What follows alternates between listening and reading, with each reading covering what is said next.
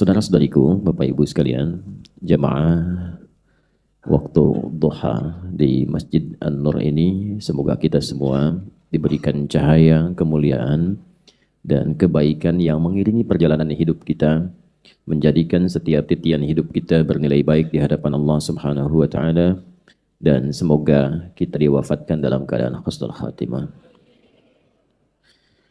Pelajaran terakhir kita, alhamdulillah dengan izin Allah kita telah menuntaskan bahasan di surah ke-78 dalam susunan mushaf Al-Quran, yaitu surah An-Naba.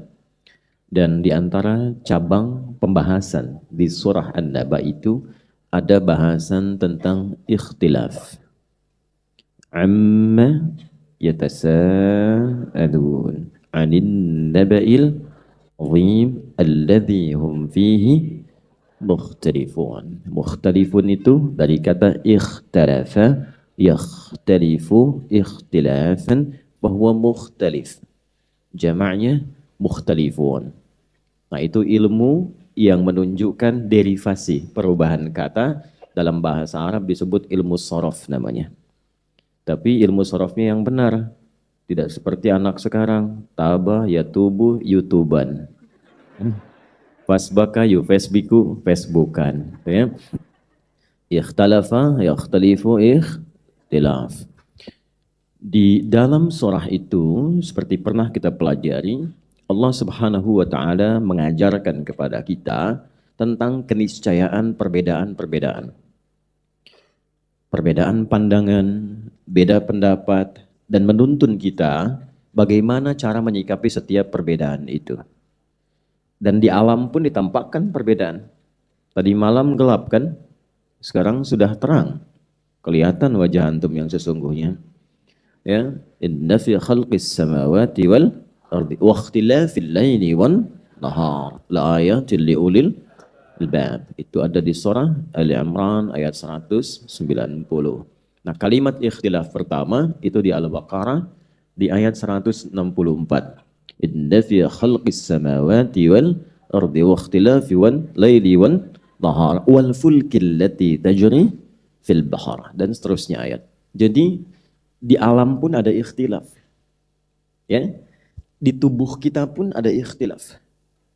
Jadi urutannya setelah alam ke tubuh kita. Allah mencipta dulu tempatnya, baru kita yang menghuninya.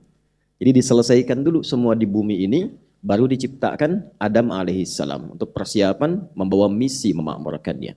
Walladzi khalaqalakum ma fil ardi jami'a thumma istawa ila as-sama' fasawwahunna sab'a samawat wa huwa bikulli syai'in alim. Surah apa? Al-Baqarah. Ayat berapa? 29. Posisi kanan paling bawah. Itu pertama. Nah, setelah penciptaan langit dan bumi, baru kita. Awal mula diciptakan itu statement pertama Qur'annya adalah perbedaan warna kulit dan lisan.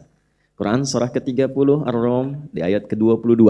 Wa min ayatihi khalqus samawati wal ard wa ikhtilafu alwanikum wa al-sinatikum. Dan di antara tanda-tanda yang menjadikan kita mesti kenal Allah. Ayat itu disebutkan setidaknya 64 kali dalam Al-Quran. Gabungan bentuk tunggal dan jama'. Tidak disebutkan ayat dalam Al-Quran kecuali menunjuk pada tanda yang harus mampu mendekatkan kita dengan Allah. Contoh, semua isi Al-Quran itu disebut ayat. Alhamdulillah. Al-Fatihah 7 ayat. Al-Baqarah 286 ayat. Ali Imran 200 ayat. Kenapa disebut ayat? Karena setiap kali kita berinteraksi dengan Al-Quran, kita menjadi semakin lebih dekat dengan Allah. Beda.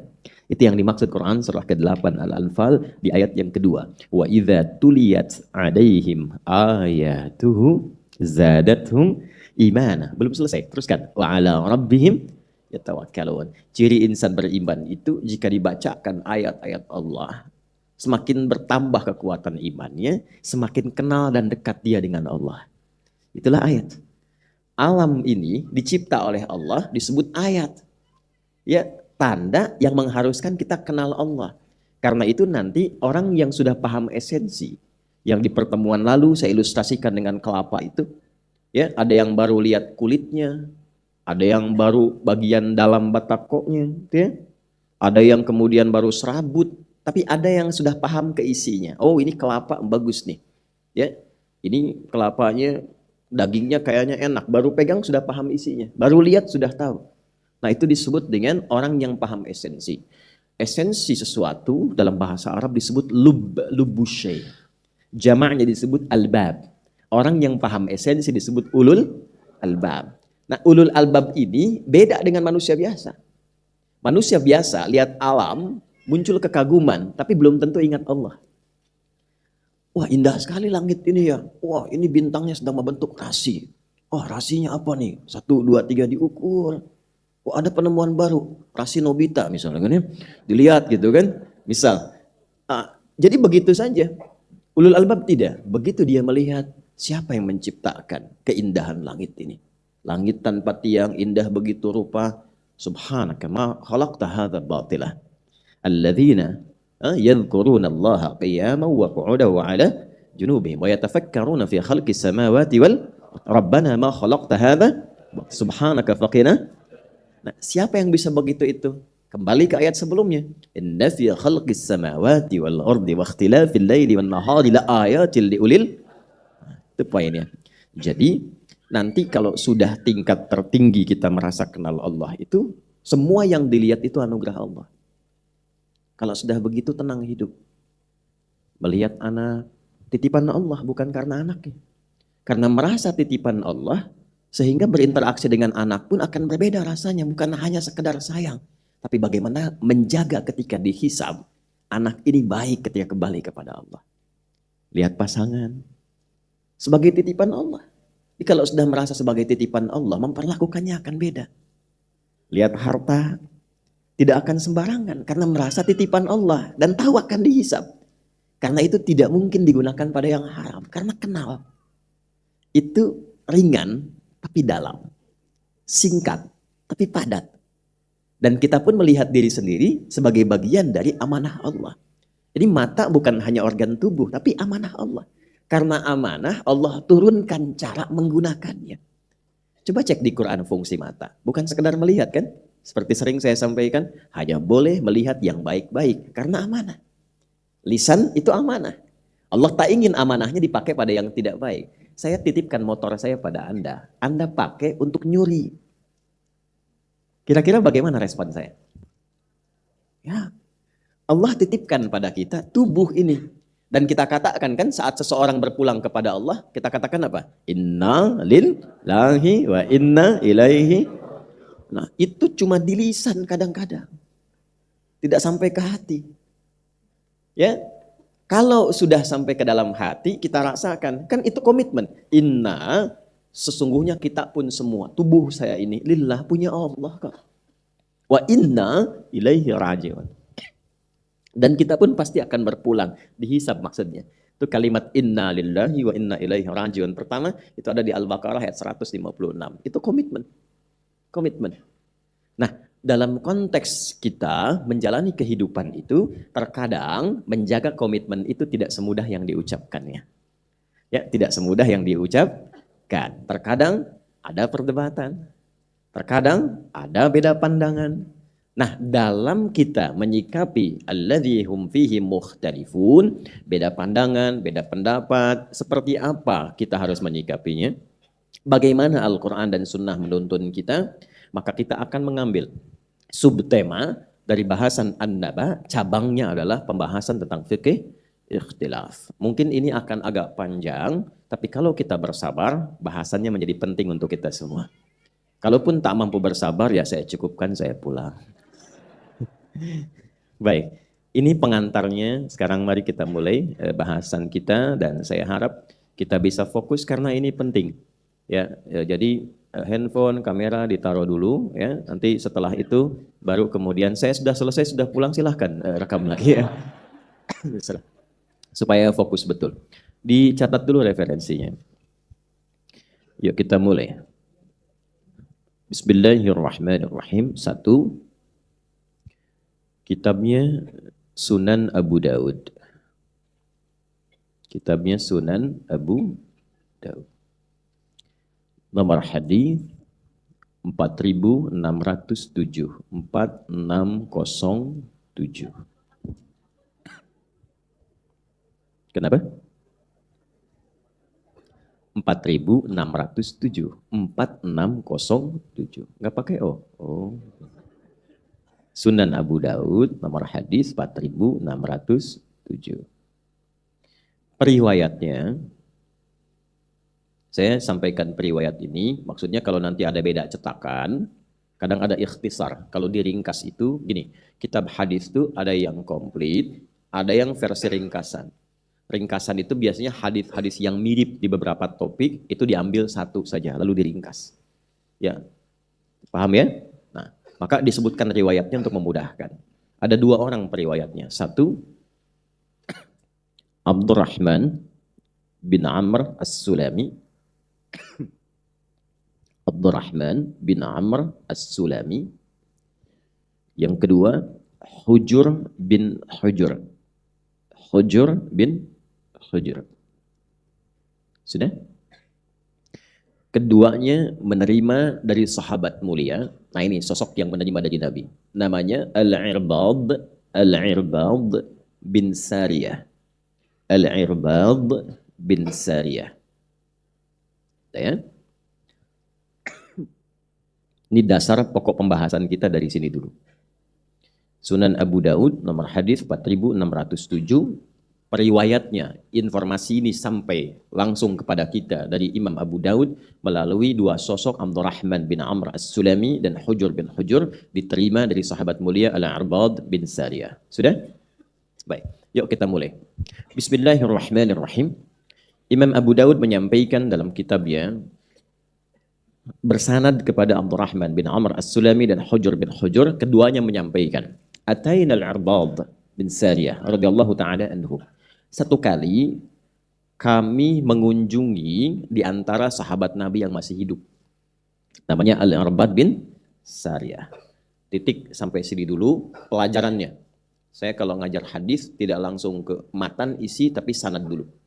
Pelajarannya. Bila ditemukan orang saleh dan berilmu.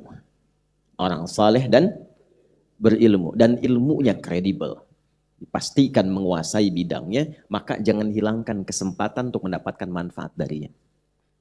Ini ada misalnya para kiai atau habaib atau ustadz-ustadz, kita tahu ilmunya bagus, kredibel, mengajar di satu tempat, silahkan ambil manfaatnya.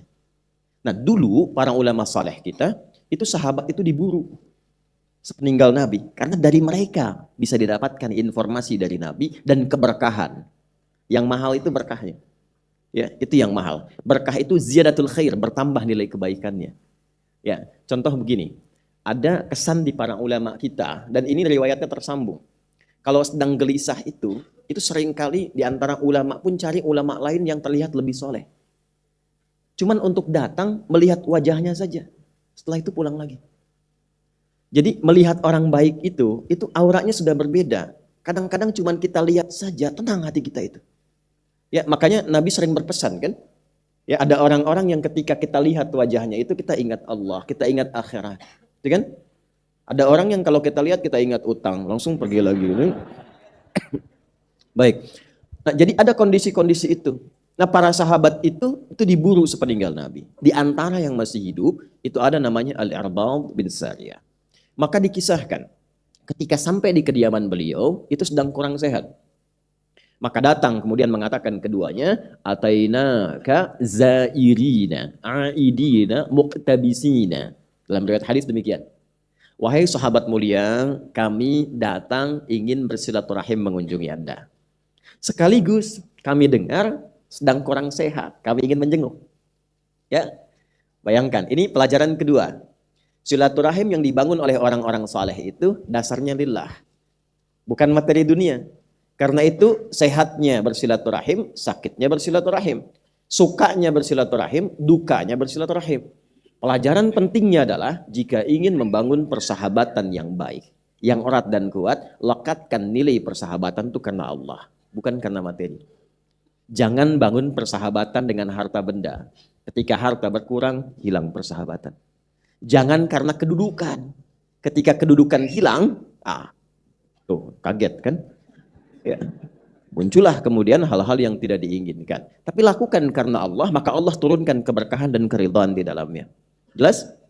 Baik. Kemudian muqtabisin, ini poin pentingnya. Kami datang untuk berkunjung, sekaligus menjenguk karena mendengar Anda kurang sehat, tapi mohon kami tidak ingin kehilangan kesempatan mendapatkan pengetahuan terbaik dari Anda yang tersambung pada Nabi SAW. Selalu mencari peluang-peluang untuk mendapatkan tambahan-tambahan kebaikan. Kalau bukan ilmu, ada pengalaman, ada akhlak yang bisa ditiru. Sibukkan hidup kita tuh untuk seperti itu saja. Terus tunggu sampai wafat, simple. Dipraktekkan dalam setiap pekerjaan kita. Anda di perusahaan, silahkan praktekkan akhlak mulia itu. Kedisiplinan, kejujuran, kebaikan. Dibawa ke rumah tangga, praktekkan. Sesuai dengan profesinya, tunggu ajal datang. Selesai. Baik, lantas apa jawaban sahabat Al-Irbad? Ini dasar kita. Faqala radhiyallahu ta'ala anhu, kemudian beliau merespon. Tolong di-highlight kalimatnya, jazakallahu khair. Shalla bina Rasulullah sallallahu alaihi wasallam. Satu kali kami berjamaah bersama Rasulullah sallallahu alaihi wasallam, beliau mengimami kami. Thumma aqbala alaina. Setelah selesai salat itu, beliau menghadap ke arah kami. Fawa'adhana mau'izatan balighah. Lantas beliau memberikan pesan yang sangat dalam sekali. Sebagian komentar dari beberapa sahabat, seakan kami merasa pesan ini pesan perpisahan dari Nabi SAW. Jadi ini diantara hadis yang disampaikan Rasulullah menjelang wafatnya. Dan ini diantara pesan terkuat. Ya, karena itu kalimat Nabinya nanti saya ingin berikan wasiat. Nih, saya kasih gambaran gini ya, ilustrasinya. Saya tanya antum ya, kalau ibu sakit ya dengan ibu sehat, ibu saat sehat kasih nasihat didengar tidak? Oh, kenapa jawabnya pelan? Ibu sedang sehat kasih nasihat didengar tidak? Oh, terjadi perbedaan pendapat.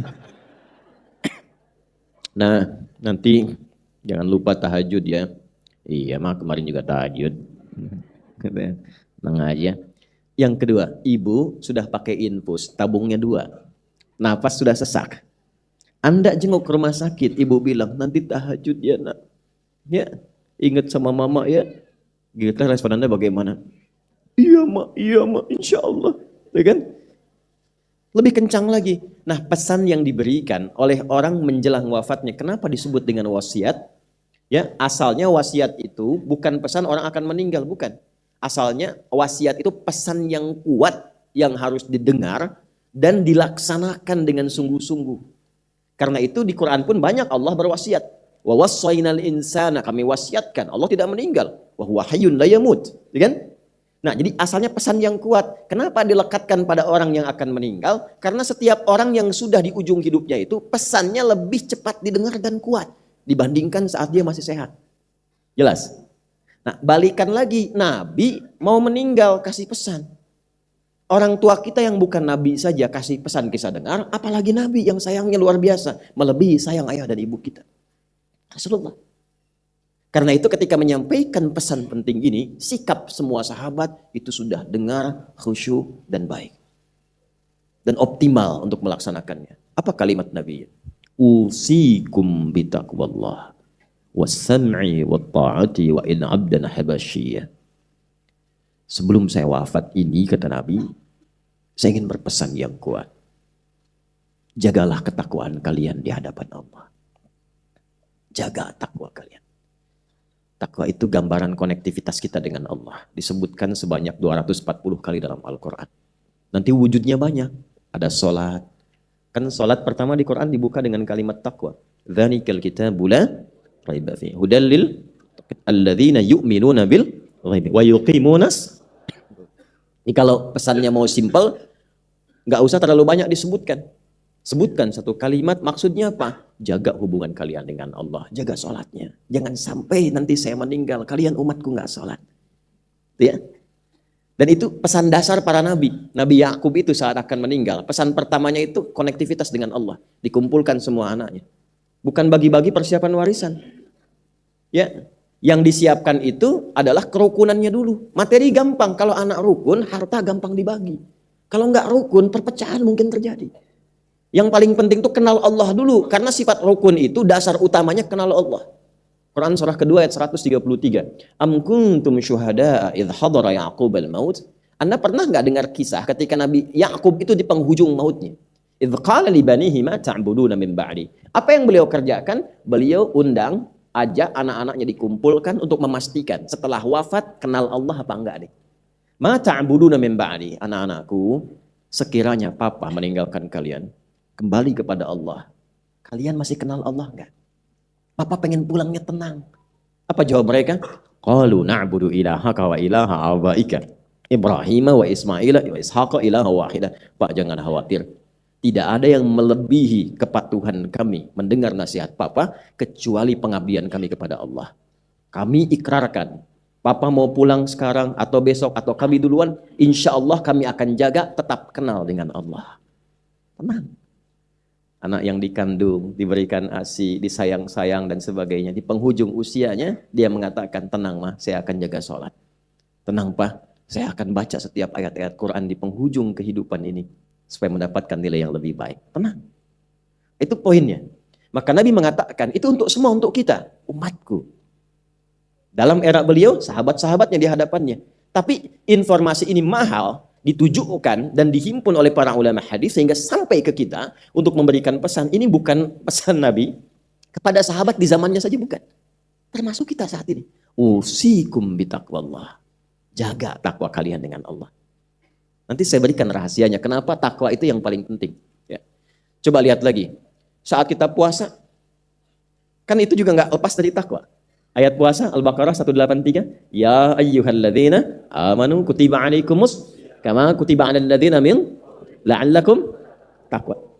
Haji, umrah nggak lepas dari takwa. Al-Baqarah ayat 197. Ya, al-hajju ashhurum ma'lumat faman farada fihinnal hajja fala rafatha wala fusuqa wala jidala fil hajj wa ma taf'alu min khairi ya'lamuhu Allah wa tazawwadu fa inna khair zadit taqwa.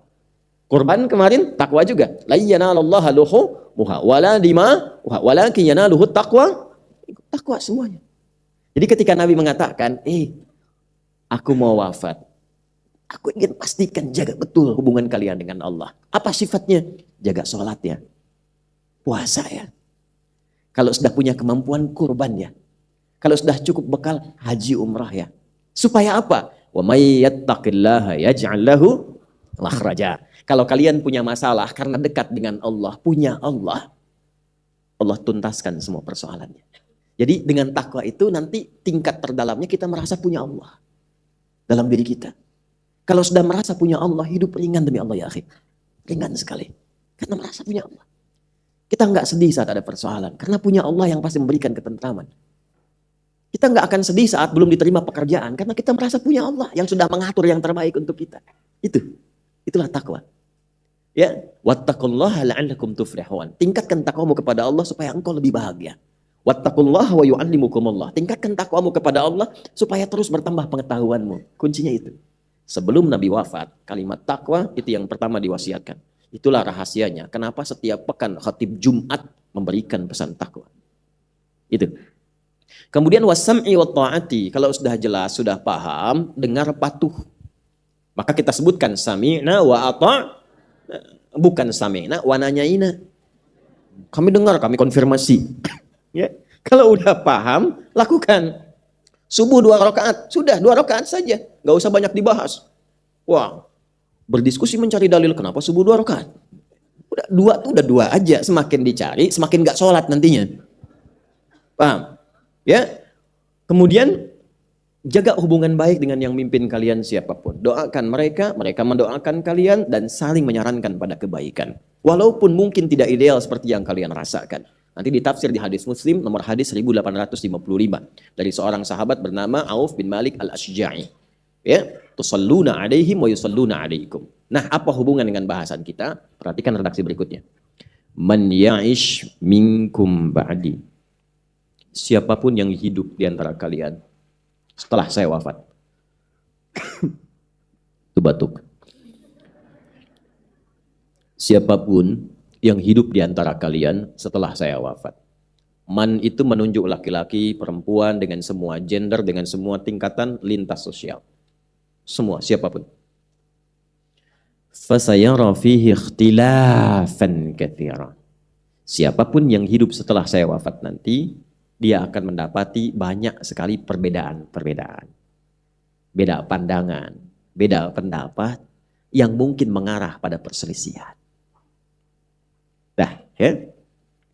Kemudian apa kata Nabi? Fa'alaikum bisunnati wa sunnatil khulafa'ir rasyidin al-mahdiyyin min ba'di.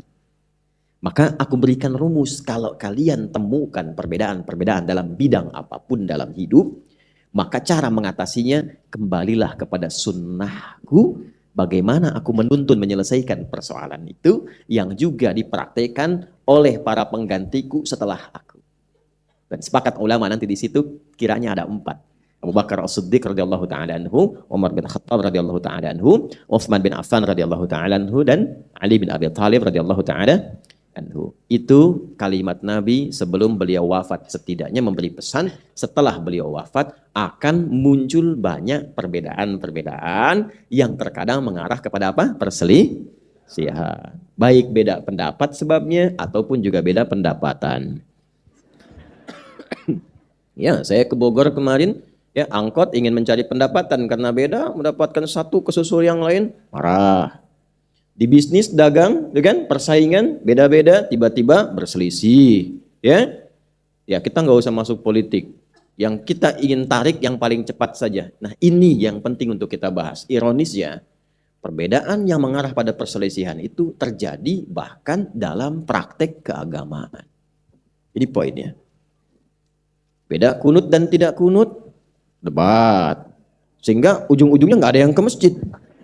Kosong. Padahal tahu yang salah yang tidak sholat subuh. Beda baca bismillah, apakah keras ataukah silent, ribut kan? Ya, dan seterusnya. Dan sekarang lebih parah lagi. Perbedaannya mengerucut, pertumpahannya mengerucut, orang yang nggak ada, ya tapi tulisannya ada. Yang satu bikin status, yang ribut yang komen. Pindah ke media sosial, Instagram, di Facebook, dan macam-macam. Sekarang kelihatan wajahnya, saling jawab di YouTube, dan sebagainya. Muncul, ternyata 15 abad yang lalu sejak kalimat itu diucapkan, sekarang menemukan momentumnya, dan kita harus kembali kepada sunnah Nabi bagaimana menyelesaikannya. Jelas sampai sini?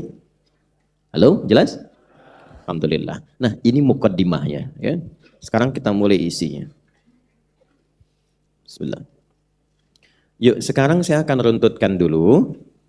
Dan ini materi akan menjadi sangat penting karena ini basic yang paling pokok untuk menyelesaikan semua persoalan-persoalan yang dasarnya karena beda pandangan. Ini kuncinya. Baik, saya akan uraikan sejenak. Saya mulai dari bawah dulu, dari alaikum bisunnati. Kalau menemukan persoalan-persoalan tadi, perbedaan-perbedaan tadi, maka kuncinya kembalikan pada sunnahku. Nah, mohon izin dengan kalimat ini, saya menempatkan sesuai dengan tempatnya. Sunnah yang dimaksud di sini bukan mengelompok, bukan komunitas. Jelas ya? Artinya bukan kelompok, bukan nama, bukan komunitas. Tapi maksudnya adalah petunjuk kurikulum kehidupan yang Nabi pernah tuntunkan. Nanti kita akan keluarkan. Dan semua kehidupan Nabi itu ditetapkan oleh Allah menjadi teladan. Dan di situ ada solusi. Jika ada keteladanan yang sifatnya menyambung. Maksudnya apa? Semua apa yang dikerjakan itu menjadi solusi yang bisa kita tiru. Itu bahasa Arabnya disebut dengan uswah namanya. Apa namanya? Uswah. Kita pakai dalil Quran surah 33 ayat 21. Laqad kana lakum fi Rasulillahi uswatun hasanah. Yang ngaji qiraat di situ kita bisa baca dengan dua cara baca. Ini penting ya, saking pentingnya tuh mau habis tuh spidol.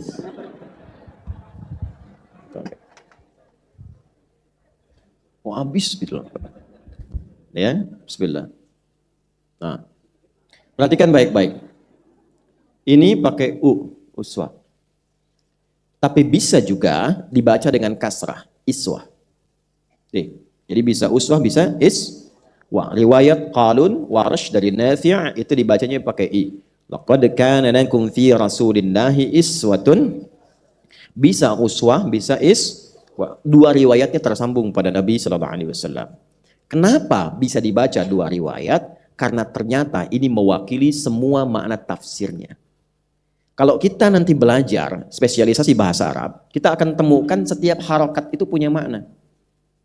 Contoh, u itu tempatnya di atas atau di bawah? Selalu di atas. Di atas itu namanya rafa', tinggi. Dan ini disebutnya dengan dhammah. Gini. Kasrah, i di atas atau di bawah? Oh. Di mana naruh sepatunya? I di bawah. Di bawah. Khafad, rendah. Harakatnya disebut dengan kasrah. Baik, perhatikan, ini yang mahal ilmunya. Apa itu kasrah? Kasrah itu asalnya sesuatu yang pecah jadi kecil. Kecil, rendah. Kasurah zujaj, kaca pecah sehingga menjadi butiran-butiran kecil. Jatuh, rendah. Baik, dhammah dari kata indhamma, sesuatu yang terkumpul banyak. Sehingga suara pun menjadi kalau kor banyak. Jelas? Baik, perhatikan baik-baik. Jika kita ingin menunjuk kepada sesuatu yang kecil, yang lembut, yang halus, itu biasanya dalam bahasa Arab gunakan harakat kasrah, i. Kenapa perempuan itu lebih banyak menggunakan harakat kasrah dibandingkan laki-laki a, fathah? Karena ingin menunjukkan sifat kelembutan dan kehalusan perempuan yang berbeda dengan laki-laki. Karena itulah ketika laki-laki anta, perempuan anti. Laki-laki jazakallah khair, perempuan jazakillah khair. Di ibu, ki itu untuk ke perempuan, bukan ibu ke saya. Karena saya pernah mengajar dan selesai pakai batik, seorang ibu datang mengatakan dengan sungguh-sungguh, Ustaz, terima kasih pencerahannya membuat saya tersentuh. Jazakillah khair. Saya pikir saya nggak pakai mukena deh. Ini i. Jelas ya? Baik. Nanti banyak lagi. Ya. Kalau kita mendengar nanti i itu menunjukkan satu makna halus atau lembut. Ya. Antum i'tikaf di sini. Jam 3 mau wudhu, ada suara dekat pohon tuh. Ya. Gak usah lari, datang kasroh ya. Gitu. Wah, balik lagi. Terus dia juga bingung. Waduh, jatuh kehormatan saya katanya. Nah, balik sini. Ini sesuatu yang kecil, rendah. Ini tinggi, banyak. Kenapa Rasulullah SAW keteladanannya bisa menggunakan i dan u untuk memberi kesan? Jangankan yang tinggi-tinggi. Sedekahnya, sholatnya sampai kakinya bengkak. Bagaimana perhatiannya? Yang rendah-rendah pun yang kecil-kecil bisa ditiru. Jalannya, senyumnya, semua solusi. Jadi Allah dengan satu lafaz ini ingin memberikan petunjuk kepada kita bahwa semua yang melekat pada Rasulullah itu adalah solusi kehidupan kita. Aku telah tetapkan pada perjalanan hidup Rasulullah SAW, seorang Muhammad SAW, semuanya bisa ditiru dan bukan sekedar ditiru, tapi saat kita meniru jadi solusi untuk kehidupan kita. Nah, saat apa yang Allah ajarkan pada Rasulullah dari 6.236 ayat Al-Quran itu dan bimbingan hadis itu, maka saat dipraktekkan oleh Nabi menjadi kurikulum dan jalan hidup yang kita tiru, itu disebut dengan sunnah namanya. Kalau diucapkan melekat pada Nabi, tindakannya, perilakunya diucapkan Nabi, itu hadis namanya. Jelas? Semua yang melekat pada Rasulullah sallallahu alaihi wasallam, ma usnida ila Rasulillah sallallahu alaihi wasallam min qaulin aw fi'lin aw taqririn aw sifatin khalqiyatin wa khuluqiyatin fa huwa hadis. Paham? Tidak. Semua yang disandarkan pada Rasulullah, perkataan, perbuatan, sifat, keadaan, ya, yang bisa kita contoh itu hadis. Ketika beliau mempraktekkan, menunjukkan itu, maka disebut dengan apa? Sunnah namanya. Jelas? Nah, maka kata Nabi, kalau Anda mendapati situasi yang tidak ideal, ada perbedaan pendapat, ya, ada perbedaan pilihan, maka fa'alaikum bisunnati. Lihat petunjuk yang pernah aku tunjukkan, tuntunkan, atau bahkan aku praktekkan. Jelas sampai sini? Baik ya? Nah, itu poin pertamanya. Jadi kalau kita mengatakan, saya ingin belajar sunnah, artinya saya ingin belajar tuntunan-tuntunan yang dipedomani dari Nabi SAW. Jelas sampai sini? Baik, itu dulu poinnya. Jadi kita paham tentang sunnah. Apa di balik sunnah itu? Wujudnya bagaimana? Nah, kita akan turunkan lagi. Bapak dan Ibu sekalian, teman-teman, Kita untuk menemukan sunnah ini, kita mesti bahas dulu pada pokoknya. Sumber-sumber keislaman yang ditugaskan kepada Nabi SAW untuk menjelaskan dan mencontohkannya. Semua yang Allah turunkan pada Rasulullah untuk membimbing umat manusia, baik sejak Nabi bertugas sampai kehidupan berakhir, termasuk kita di dalamnya, maka Allah turunkan yang pokok berupa Al-Quran. Bismillah. Ini. Tahan. Ini dulu. Fungsi Al-Quran disebut oleh Allah sebagai hudan namanya. Oke, sebagai apa?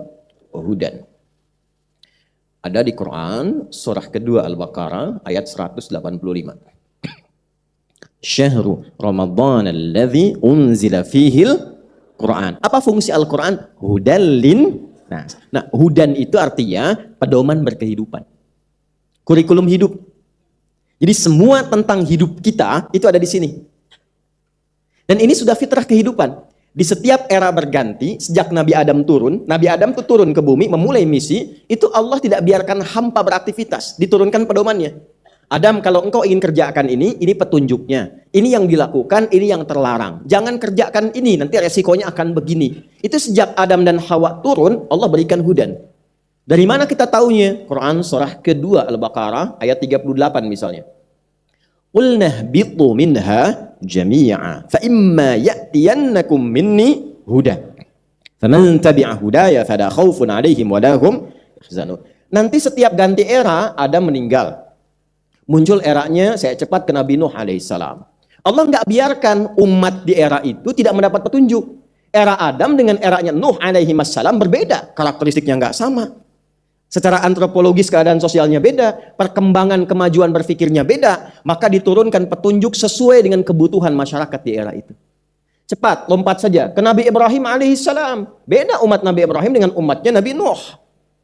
Di zaman Nabi Ibrahim sudah ada Namrud, teknologi sudah bikin piramid, sudah berkembang luas, maka diturunkan petunjuk hudan sesuai dengan kebutuhan umatnya. Secepat, karena waktu kita terbatas, di era Nabi Musa alaihissalam juga berbeda juga. Nama kitabnya beda. Untuk menunjukkan ini sifat karakter umatnya beda dengan sebelumnya. Tapi tetap fungsinya disebut sebagai hudan. Saya urut cepat ke Nabi Musa, ke Nabi Isa. Saya tanya Nabi Musa kitabnya apa? Halo? Nabi Musa? Tahu? Tahu dari mana? Oke, Al-Maidah di ayat ke-44. Quran surah 5 ayat ke-44. Sudah, dan kami turunkan dengan keagunganku kepada Musa alaihissalam Taurat. Kitabnya untuk Nabi Musa, Taurat. Tapi fungsi Taurat itu tidak akan lepas dari hudan. Yang cocok untuk umatnya Nabi Musa itu Bani Israel, sesuai dengan karakternya, sesuai dengan pola hidupnya, diturunkan sesuai zamannya, disebut Taurat. Penamaan Taurat itu untuk membedakan dengan generasi sebelumnya. Tapi fungsinya sama, hudan. Tahu dari mana? Quran surah 17 ayat kedua. Wa ataina Musal kitaba. Dengan keagunganku aku berikan kepada Musa kitab untuk membimbing umatnya. Namanya Taurat. Apa fungsinya? Wa ja'alnahu, kami tetapkan kitab itu hudan sebagai pedoman berkehidupan li Bani Israel. Untuk Bani Israel umatnya Musa alaihissalam. Jelas? Baik. Nabi Isa, ini Musa kemudian Isa. Isa alaihissalam. Kitabnya apa? Tahu dari mana? Ya, Quran surah kelima misalnya ayat 46. Wa qaffayna ala atharihim bi Isa bin Maryam musaddiqan lima baina yadayhi minat Taurat. Setelah sepeninggal Musa alaihissalam, Daud alaihissalam, Sulaiman alaihissalam, nanti masa jeda dekat ke era Nabi 600 tahun sebelum Nabi Muhammad sallallahu alaihi wasallam dilahirkan, nanti ada rasul pengantar namanya Isa alaihissalam. Nah, Nabi Isa ini diberikan kitab. Apa nama kitabnya? Wa atainahul Injil. Aku berikan Injil. Kenapa namanya dibedakan? Untuk membedakan generasi Isa dengan Musa berbeda. Karakternya sedang nggak sama. Keadaannya lain. Perkembangan masyarakatnya berbeda. Diberikan petunjuk dengan keadilan Allah supaya sesuai dengan kebutuhan eranya. Jelas? Tapi fungsinya apa? Fihi hudan. Tetap nggak keluar dari sini. Nah, eranya Nabi Muhammad SAW. Ya, ini kan masih lokal sifatnya, Bani Israel. Ini Bani Israel. Nabi Muhammad penutup Rasul. Rasul akhir zaman. Umatnya pun umat akhir zaman. Antum manusia akhir zaman. Saya ustadz akhir zaman. Ini papan tulis akhir. Sudah. Begitu menikah pulang ke rumah, mama istri akhir zaman. Kan? Dah, ketemu ini. Nah, karena nabinya penutup, maka ini harus dapat kitab sampai kehidupan ditutup. Jadi kitabnya itu harus berisi sebuah kurikulum yang membimbing manusia sampai kehidupan berakhir, babnya ditutup, selesai. Artinya apa? Sekalipun nabinya telah wafat, isi kitabnya itu mesti lestari. Mesti abadi sampai kehidupan selesai. Karena ketika Nabi diutus, Nabi Muhammad SAW, risalahnya menutup kehidupan. Maka konsekuensinya kitabnya pun mesti lintas generasi sampai kehidupan berakhir. Itu yang menjadikan ketika Al-Quran diturunkan, kenapa diberi nama dengan Al-Quran? Konsekuensi, mesti mudah dibaca, mudah diakses. Makanya namanya beda dengan yang sebelumnya. Ini Injil, ini Taurat, yang ini setiap generasi harus mudah untuk mengaksesnya. Al-Quran. Dari kata qiraah, makru, qara'ah. Sesuatu yang mudah dibaca, yang banyak dibaca. Bentuk superlatifnya Quran, tambah alif lam untuk mengkhususkan, beda dengan bacaan biasa. Dari namanya saja sudah khusus dan mengandung mukjizat. Silahkan buktikan. Satu-satunya kitab di muka bumi yang mudah diakses, mudah dibaca oleh siapapun, gampang untuk diakses. Sampai sekarang cuma Al-Quran. Dan tidak berubah saat dia diturunkan. Anda boleh cari kitab sebelumnya. Tadi saya sebutkan misalnya Injil, Taurat, Zabur, dan sebagainya. Temukan kalau ada sesuai dengan versi aslinya. Ya. Oh, ditemukan misalnya. Apakah bisa diajarkan dengan bacaan yang sama sesuai dengan aslinya? Di semua tempat. Kalau bukan firman Allah, nggak mungkin bisa begini. Jadi Allah pun dari nama saja sudah memperkenalkan ini bukan karya manusia. Karya manusia, walaupun hebat, bagus, sekali dua kali baca, Anda bosan. Bosan Anda. Saya sudah hafal tuh, udah selesai tinggalkan. Quran tidak begitu, tidak pernah orang merasa bosan. Al-Fatihah Quran bukan? Anda 17 kali baca Al-Fatihah setiap hari, pernah nggak bosan? Saya belum pernah mendapati seorang jamaah mengeluhkan, Ustaz, saya bosan baca Al-Fatihah. Padahal 17 kali sehari. Quran itu unik, tidak pernah ada orang bosan. Yang bisa melihat, bisa baca. Yang ditutup penglihatannya dari maksiat, orang katakan gak bisa lihat, tetap bisa baca Quran. Dan hebatnya bisa hafal lagi. Cuma Al-Quran. Ya, dan menariknya, gak bosan tapi cepat ngantuk. Gak percaya silahkan. Gak percaya silahkan. Anda baca Al-Quran. 1 jam 60 menit, Anda tahan. Baca lagi. Ya? Tapi baca Al-Quran 6 menit tuh. Alif lam sampai lam masih sadar. Mim. Mulai. Kenapa? Karena ini mukjizat, ini ibadah, setan pun tidak ingin menghindar darinya, jadi objek untuk godaan. Kalau yang lain nggak digoda, biarin aja. Yang ini beda, ngantuk tiup dikit, kurang. Nah, kenapa ini menjadi penting? Karena di dalamnya itu ada solusi hidup kita. Yang kalau benar ini kita dapati, lurus hidup kita. Tenang, senang, nyaman, sukses. Dan untuk membuktikan itu, Allah turunkannya itu bukan di tempat yang maju. Anda tahu Taurat turun di mana? Ya, di Bukit Sinai kan, di Tur Sinai itu. Tapi kan keadaannya sudah maju.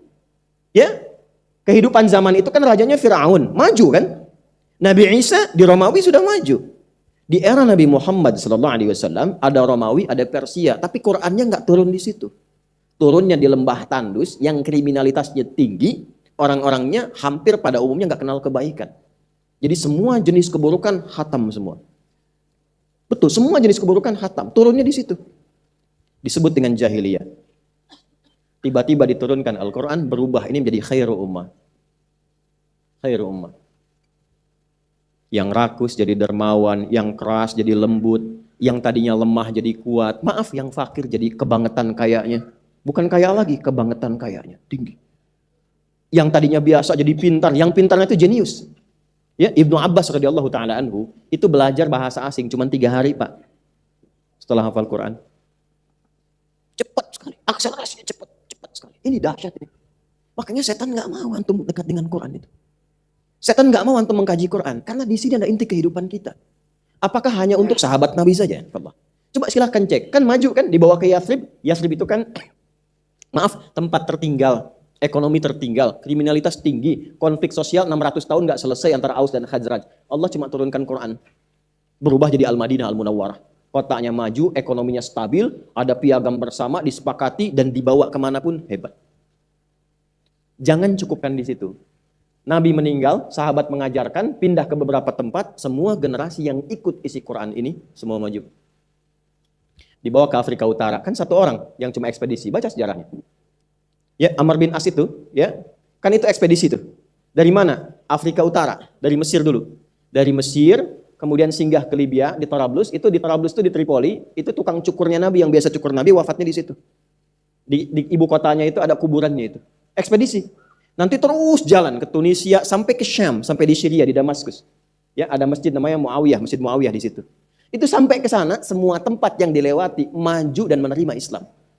Maju. Sampai yang terjadi apa? Sepeninggal itu Afrika Utara, itu kan Afrika Utara, Mesir Afrika Utara, Libya, Tunisia, itu jadi provinsi.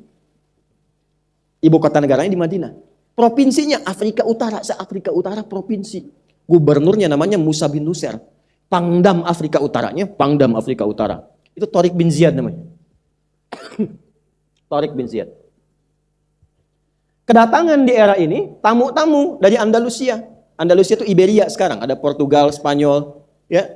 Antum jangan ngapalin bola aja, tahu nih sampai ke sini. Yang tahu cuma Ronaldo, Xavi dan sebagainya. Saya tahu Ronaldo pindah ke Al-Nassr, susul Sadio Mane. Kemarin dia cetak hat-trick tuh, ya, 3-0, 5-0. Sekarang dia jadi top skor, 5 gol. Ya, di bawahnya nanti ada Sadio Mane 4 gol, Firmino baru 3. Saya tahu. Ya, Neymar pindah ke sana saya tahu. Ya, Messi kemarin di Inter Miami 0-0 saya tahu. Nonton? Tidak. Kenapa jadi ke situ? Nah, ini kedatangan orang Iberia, Spanyol, Andalusia, ya, Portugal ke sini minta bantuan. Cuma untuk dibantu karena mereka ini dizalimi di sini di Andalusia. Direndahkan, martabatnya dihancurkan dan sebagainya. Minta bantuan. Tariq datang ke sana membantu. Setelah selesai mau pamit, diminta tolong bantu dulu dibangun di sini. Begitu dibangun kemudian apa yang terjadi? 7 abad jadi peradaban. Dan tidak pernah disebut peradaban Andalusia, selalu peradaban Islam di Andalusia. Peradaban Islam di Irak. Apa nilai keislaman itu? Ini. Kan yang dibawa di sini Quran.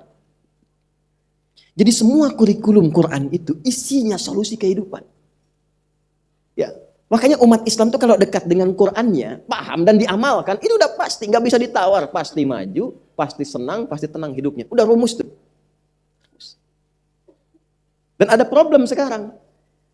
Ya, kita jangan melihat faktor eksternal. Ini ada gerakan menjauhkan dari Quran. Tidak, tanyakan pada diri kita. Kalau kitanya secara internal sudah mendekatkan diri pada Quran, la yadhurukum man dhalla idza tadaitum. Enggak akan berpengaruh apapun kalau kaliannya sudah mendapatkan hidayah, kata Allah. Nah, apa isinya di Al-Quran ini? Pedoman hidup. 6.236 ayat. Nah, 6.236 ayat ini isinya tema-tema kehidupan. Tematik isinya, beragam tema sampai kita titik.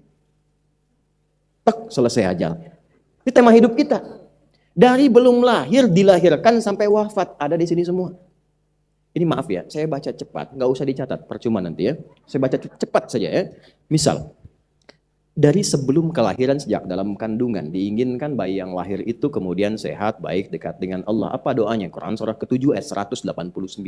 Ketika dilahirkan usia 0 sampai 2 tahun, bagaimana cara memberikan ASI terbaik? Tugas pertama ibu yang baru punya anak dan ayah yang baru punya anak. Turun Quran surah kedua ayat 233. Usia 2 tahun sampai menjelang balik, pendidikan awal apa yang diberikan kepada anak sehingga dia dekat dengan Allah, dekat dengan orang tua, berbakti kepadanya, kenal secara sosial. Quran surah 31 ayat 13 sampai dengan ayat 19-nya. Lalu dia berusaha untuk menuntut ilmu, bagaimana cara memahami ilmu dengan baik dan punya nilai jihad di jalan Allah. Turun Quran surah ke-9 ayat 122. Apa yang harus ia jaga? Kata Allah harus kuat imannya, tambah ilmunya. Bagaimana mencari tempat dan majlisnya? Turun Quran surah ke-58 ayat yang ke-11. Ketika dia mulai serius untuk mencari, kemudian dia mulai merantau, dia bergaul dengan teman-temannya. Maka bagaimana tuntunan supaya bergaul dengan baik, menemukan teman-teman yang baik yang mendukung dia takwa kepada Allah, bertambah kebaikannya. Turun Quran surah 49 ayat 13. Dalam perantauannya bertemu ia kemudian pasangannya, jodohnya mulai tertarik. Bagaimana kemudian cara mendekati ta'arufnya? Langsung kalau sudah cocok, Quran surah keempat ayat yang keempat. Terjadi pernikahan, Quran surah ke-30 ayat 21. Tapi sebelum menikah, belajar dulu apa fungsi suami, apa tugasnya istri. Quran surah keempat ayat 34. Lalu menikahlah itu. Tugas pertamanya mencari nafkah. Cara mencarinya bagaimana? Yang umum Quran surah kedua ayat 168. Kalau Anda ingin mencari, baru bergerak, hartanya datang cepat. Quran surah kedua ayat 172. Ada yang belum mencari, hartanya sudah mendatanginya. Quran surah ke-7 ayat ke-96. Apakah Anda saat mencari nafkah, bekerja, akan lancar saja? Tidak. Ada potensi, ada gangguan, ada perbedaan, ada yang mungkin ingin menyingkirkan, menyungkurkan, maka ada amalan. Kerjakan di malam hari, Quran surah ke-17, ayat ke-79 sampai dengan ayat ke-81. Kemudian dalam fase-fase itu ketika Anda mulai bekerja, istri pun merawat anak di rumah. Itu tidak mudah. Kadang-kadang ada anak berkata, kadang-kadang ada yang rewel, turun tuntunan kesabaran di Quran surah ke-17, misalnya ayat 23 sampai dengan ayat ke-27. Anda matang di usia 40 tahun. Harta sudah mulai berkumpul, rumah sudah mulai eksis, kendaraan sudah mulai bagus, jangan lupakan orang tua. Karena boleh jadi kesuksesan Anda itu hanya 30% saham Anda, 70%-nya ibu Anda yang berdoa di malam hari, ayah Anda yang serabutan dengan keringat yang muntah kepada Allah. Maka diturunkan bimbingan untuk bakti kepada kedua orang tua minimal dengan doa di dalamnya. Turun Quran surah 46 ayat ke-15. Lalu Anda ingin berbagi dengan orang tua, jangan berikan zakat. Berikan pemberian pertama dari hasil Anda kepada kedua orang tua dan kerabat Anda. Ada 5 golongan di Quran surah kedua ayat 215. Sampai batas nisab, keluarkan zakat. Maka diberikan kepada 8 golongan, turun Quran surah ke-9 ayat yang ke-60. Anda semakin naik, semakin naik, semakin naik. Maka jangan dikira kehidupan itu akan selamanya. Ada masanya kembali kepada keadaan seperti anak-anak. Ada masa pikunnya, ada menjelang kematiannya, turun Quran surah ke-22 ayat yang ke-5. Sampai di ujungnya kemudian Anda harus persiapkan. Jangan sampai hidup di dunia enak, di alam kuburnya nggak enak. Maka belajar tentang perspektif alam kubur. Ini ada amalan-amalannya. Quran surah kedua ayat 153 sampai dengan 154. Kemudian setelah itu persiapkan kenikmatan enak di alam kubur dengan desain Quran surah ketiga ayat 169 sampai dengan ayat 172-nya. Lalu dalam rangka menata itu jangan dikira mudah. Akan ada ujian, akan ada kesedihan, ada kesulitan, kegelisahan, sampai kekurangan harta benda, sampai ada yang sakit, sampai yang wafat. Itu ditemukan di Quran surah kedua ayat 155. Tentang kesabaran menjalaninya ada di Quran surah kedua ayat 156. Bagaimana mendapatkan solusinya di ayat 157-nya. Bagaimana rinciannya ada di Quran surah kedua di ayat 214. Bagaimana solusi mengatasinya ada di Quran surah ketiga ayat 142. Sampai kemudian Anda meninggal dalam keadaan tenang karena sudah selesai semuanya. Turun Quran surah ke-89 ayat ke-27 sampai dengan ayat ke-30. Setelah itu tinggal tunggu hisab di hari kiamat datang. Turun Quran surah ke-75. Anda menginginkan apa? Surga. Turunkan semua jenis surganya. Yang biasa-biasa ada di Quran surah kedua ayat 25. Kalau pengen sama nabi, sama orang soleh, sama syuhada, sama solihin, sama siddiqin, turun Quran surah keempat ayat ke-69. Kalau orang tidak siap ke surga, lemah dia, berpotensi ke neraka. Turunkan bab neraka supaya kita bisa menghindarinya. Maka seburuk-buruk neraka yang paling rendah saja itu kalau dimasukkan, dicelupkan, hancur semua dengan kulitnya, seharinya rasanya sama dengan 1000 tahun, 1 detiknya sama dengan 48 hari. Turun Quran surah keempat ayat 56. Puncak neraka disebut dengan Jahannam untuk orang munafik dan orang-orang yang ingkar. Turun Quran surah keempat ayat 140. Kemudian kalau enggak ke surga, ya belum ke surga, tidak ke neraka. Amalnya 50-50. Tempatnya di mana? Di tempat tinggi yang bisa melihat surga dan takut terdengar neraka. Tempat tinggi yang bisa mengamati dan terdengar situasi disebut dengan A'raf. Maka muncullah surah ke-7 surah Al-A'raf di ayat ke-47 sampai dengan 49. Pada semua.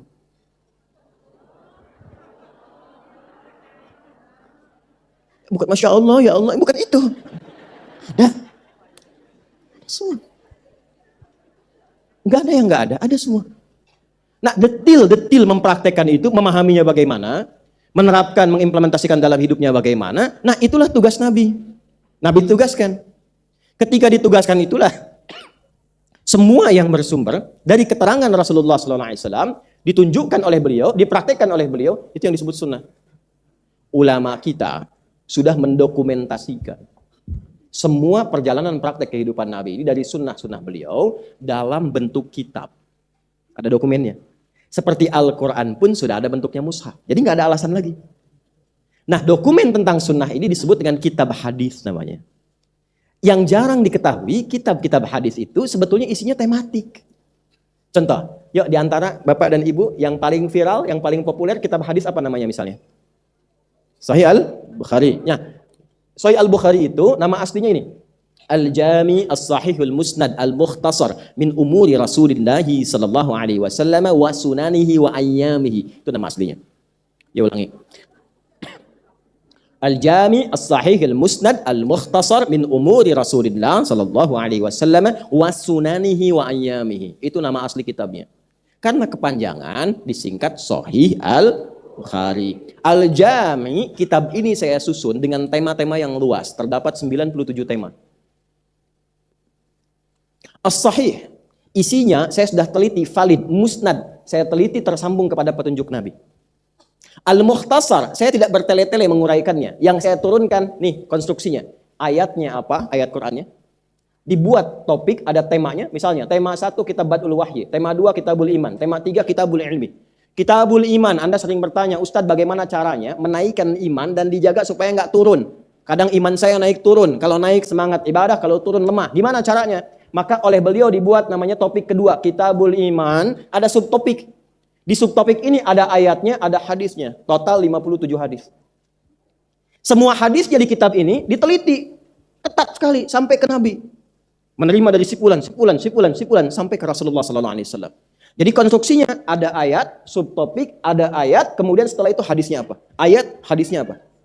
Min umuri Rasulillahi sallallahu alaihi wasallam, dari perbuatan-perbuatan Nabi yang bisa saya akses, wa sunanihi, dan kumpulan sunnahnya selama 24 jam.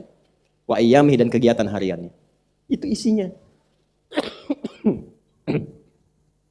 Nah karena itu, ngaji Sahih Al-Bukhari, itu nggak harus kita dari awal sampai akhir. Kalau ingin jadi pengajar, mendalaminya boleh. Tapi kalau Anda yang ingin mendapatkan petunjuk sesuai kebutuhan, keluarkan sesuai butuhnya. Misal Anda pebisnis, kenapa nggak dikeluarkan Kitabul Buyu, topik tentang bisnis, tentang dagang? Tidak pernah ada orang mempraktekkan petunjuk Nabi tentang bisnis dan dia praktekkan. Itu demi Allah saya katakan, setiap dia dagang tidak pernah balik modal. Selalu balik untung. Tidak pernah balik modal. Selalu balik untung. Kitabul Ilmi, tentang ilmu, tidak pernah ada orang belajar dan mengamalkan isinya. Itu dibimbing hari apa yang cocok untuk belajar. Sampai pengajian ibu-ibu itu ada hadisnya, Bu. Kapan mulai belajar, kapan mengulang, kapan mengecek, bagaimana caranya belajar tidak mudah lupa. Jadi bisa cepat ingat, sulit lupa. Jadi mau lupa susah. Mau lupa susah. Biasanya kan utang ya. Ini ilmu. Nah sekarang, apa kaitan dengan pembahasan kita? Nah ini yang akan saya bedah, saya uraikan. Dari penjelasan 6.236 ayat ini, praktek jadi sunnah, temanya seperti itu, saya, Anda, kita paham dulu dasar berpikirnya. Setelah itu baru kita uraikan kaitannya. Ya, kenapa? Kan petunjuk dari Nabi, ayat sholatnya ada, ayat aqimus sholah. Ya kan? Cara sholatnya dari Nabi ada, kok bisa orang sekarang bisa berselisih gara-gara praktek sholat? Kan petunjuknya ada, dalilnya ada, kenapa kok bisa ribut? Ya, gara-gara bacaan bismillah, gara-gara kunut, gara-gara mau turun sujud, gara-gara tahiyat misalnya, gara-gara mau naik, ada yang tangannya begini, ada yang begini, ada yang kayak mau push up, ya kan? Dan ribut setelah itu, dan mengklaim yang paling sunnah. Bagaimana menyelesaikan itu? Kata Nabi, alaikum bisunnati. Nah ini intinya yang ingin saya urai. Setelah paham ini, baru kita masuk pada konstruksi pembahasannya. Nah inilah muqaddimah yang ketiga. Ya. Saya sudah berusaha datang dengan maksimal, mengajar, menyampaikan, menulis, menjaga batuk. Saya tidak banyak minta bagi antum yang di depan, kalau bisa bantu hapus. Jarang saya minta. Ya, terserah antum. Alhamdulillah, semoga Allah muliakan orang tuanya insya Allah. Dan semoga Allah ampuni dosa-dosa antum. Kalau menghapus apa yang tidak ingin saya hapus. Alhamdulillah. Sambil nunggu sebentar ya. Yuk sambil belajar saya berikan satu sanad ilmu hadis. Sanad hadis maksudnya. Ini contoh kalau ada minuman begini. Idza quddimat ta'am, kalau dihidangkan kepada kita makanan atau minuman. Khudh bi yaminika ma yadik. Pertama dekatkan dulu dengan yang hobinya. Ibu masak, ada anak di rumah 3, 1 hobi ayam, 2 tahu, 3 tempe. Maka dekatkan makanan itu dengan yang disenanginya. Ayam ke ayam, tahu ke tahu, tempe ke tempe, sehingga lebih dekat. Lalu setelah itu, khudh biyaminika, ambil dengan tangan kanan. Mayalik yang paling dekat. Nah itulah fungsinya kenapa didekatkan dengan yang hobi, supaya nggak diputar. Dulu ada kawan saya cerita, dia orang Pakistan, dia sedang dialog dengan orang India. Kan kalau di Timur Tengah nampannya besar kan. Nah qadar Allah di situ itu bagian dagingnya itu ada di bagian India. Yang Pakistan nasinya. Dia mau ngamalkan hadis nggak kebagian paling enaknya kan? Maka dia ajak ngobrol, dia putar piringnya begini. Setelah dia siap santap, yang India sadar. Maka India berkata, "Akhi, kita kembalikan bumi beredar menurut porosnya." Ya. Ambil dengan tangan kanan, sambillah. Sebut nama Allah dulu. Di Al-Bukhari, makul kemudian katakan al-kamakala sallallahu alaihi wasallam, bismillahirrahmanirrahim. Atau paling singkat, bismillah. Ya, bismillahirrahmanirrahim, baru kemudian diminum. Nah, setelah diminum, setiap teguknya ucapkan alhamdulillahirrabbilalamin. Itu kalau minumnya begitu, walaupun sedikit, satu, setan tidak ada tempat di makanan minuman itu. Yang kedua, dia jadi energi kebaikan, walaupun sedikit. Ya, seperti itu berulang dengan tangan kanan, ucapkan bismillah, bismillahirrahmanirrahim. Alhamdulillahirrabbilalamin. Jelas? Baik. Alhamdulillah. Itu contoh saja. Ada dalilnya. Sekarang kita lanjutkan. Kembali pada fitrah.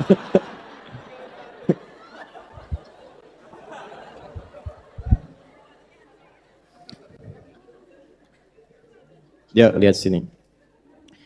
Kita mulai dengan apa yang beliau sisakan. Ini berkahnya. Jadi saya kemudian minum. Setelah itu nggak habis tuh, ada yang rebutan diminum. Oh, diminum, saya bilang, saya cari berkahnya Tad. Saya bilang tadi udah saya habisin berkahnya. Ini sunnah. Bismillah. Ya, sudah fokus dulu ya. Yuk kita langsung ambil contoh. Ini Nabi Sallallahu Alaihi Wasallam. Saya sudah ada PowerPoint, nanti satu saat pas datang lagi saya bagikan. Sambil saya runtutkan sanad ilmunya. Sampai ke siapa, sampai ke kini. Ya. Ini Nabi Sallallahu Alaihi Wasallam. Saya persingkat ya. Jadi kalau saya tulis begini bacanya Sallallahu Alaihi Wasallam. Dah, Nabi mengajar di kalangan sahabat. Dah, pelan-pelan. Sudah? Sahabat itu yang hidup di era Nabi, melihat Nabi, dan beriman pada Nabi sampai wafat. Syarat ketiga, hidup di era Nabi SAW, melihat Nabi SAW, dan beriman pada Nabi sampai wafat. Jelas? Kurang satu dari tiga tidak menjadi sahabat. Walaupun tetap utama. Contoh, Uwais Al-Qarni, bukan sahabat. Walaupun hidup di masa Nabi, beriman pada Nabi, tapi tidak pernah melihat Nabi dalam hidupnya. Jelas? Nah, ini sahabat. Nah, sahabat, ini pahami dulu dengan baik ya, fokus baik-baik.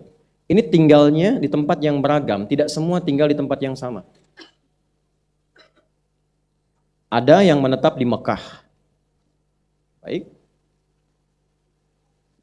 Ada yang ikut hijrah ke Madinah.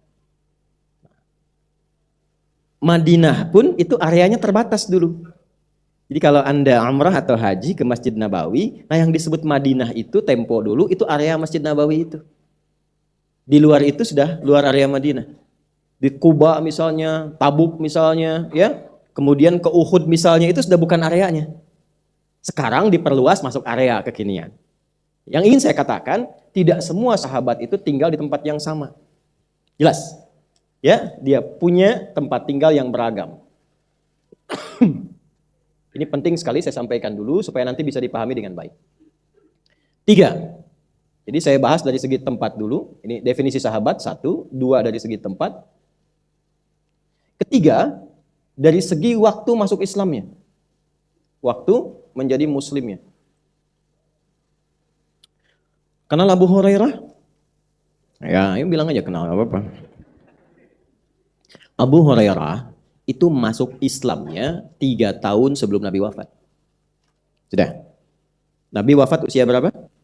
Kurang lebih 63 tahun kan? Nah itu usia 60 tahun datanglah Abu Hurairah masuk Islam. Jelas? Abu Bakar lebih dulu. As-sabiqun al-awwalun, sejak di Mekah sudah masuk Islam. Paham? Nah itu dari segi waktu. Tahan dulu. Nah, dengan beragam keadaan ini Nabi mengajar. Nabi mengajarkan. Yang diajarkan oleh Nabi itu sallallahu alaihi wasallam punya beberapa sifat. 1, Ada diajarkan petunjuknya. Kalau sudah saya sebut petunjuk, itu saya beri nama khusus, sebut dalil namanya.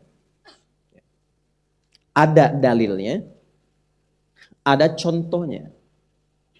Nah, jadi ada langsung dalil plus contoh. Sudah? Pelan-pelan. Ada dalilnya, ada contohnya. Jadi rumusannya dalil plus contoh. Dah, satu. Biasanya yang begini, itu ditunjukkan pada ibadah pokok yang nggak boleh beda. Seperti sholat. Sholat itu jelas. Ada dalil, ada contoh. Makanya Nabi mengatakan, Sallu kama ra'aitumuni sholli. Sholatlah kalian persis seperti melihat aku sholat. Dua, ada dalil, tidak ada contoh. Ya, atau sebelum ke sana, ada dalil, contoh sementara sifatnya. Contoh sementara. Setelah itu, Nabi diduga tidak mencontohkan lagi. Ya, apa di antara permisalannya? Kunut. Nabi pernah kunut, ya kan? Berdoa, terus turun Quran surah ketiga Ali Imran ayat 128, ya, ada dugaan Nabi tidak pernah mengerjakan itu lagi, tapi mengajarkan doa kepada cucunya Al Hasan. Dan dikutip nanti oleh Ibnu Umar radhiyallahu taala anhuma. Keluarlah kemudian doa yang kita kenal viral sekarang. Allahumma hadina fiman hadait wa afina fiman, dan seterusnya. Jelas sampai sini? Baik, itu yang dalil contohnya sementara. Yang ketiga, ada dalilnya, tapi tidak ditemukan contohnya. Ada dalilnya, tidak ditemukan contohnya. Di antaranya apa? Sekarang kita zakat pakai apa? Hah? Beras. Baik. Dulu Nabi zakat pakai apa? Hah? Gandum. Kemudian kurma. Pernah nggak Nabi zakat pakai beras? Berarti nggak ada contohnya. Bid'ah itu.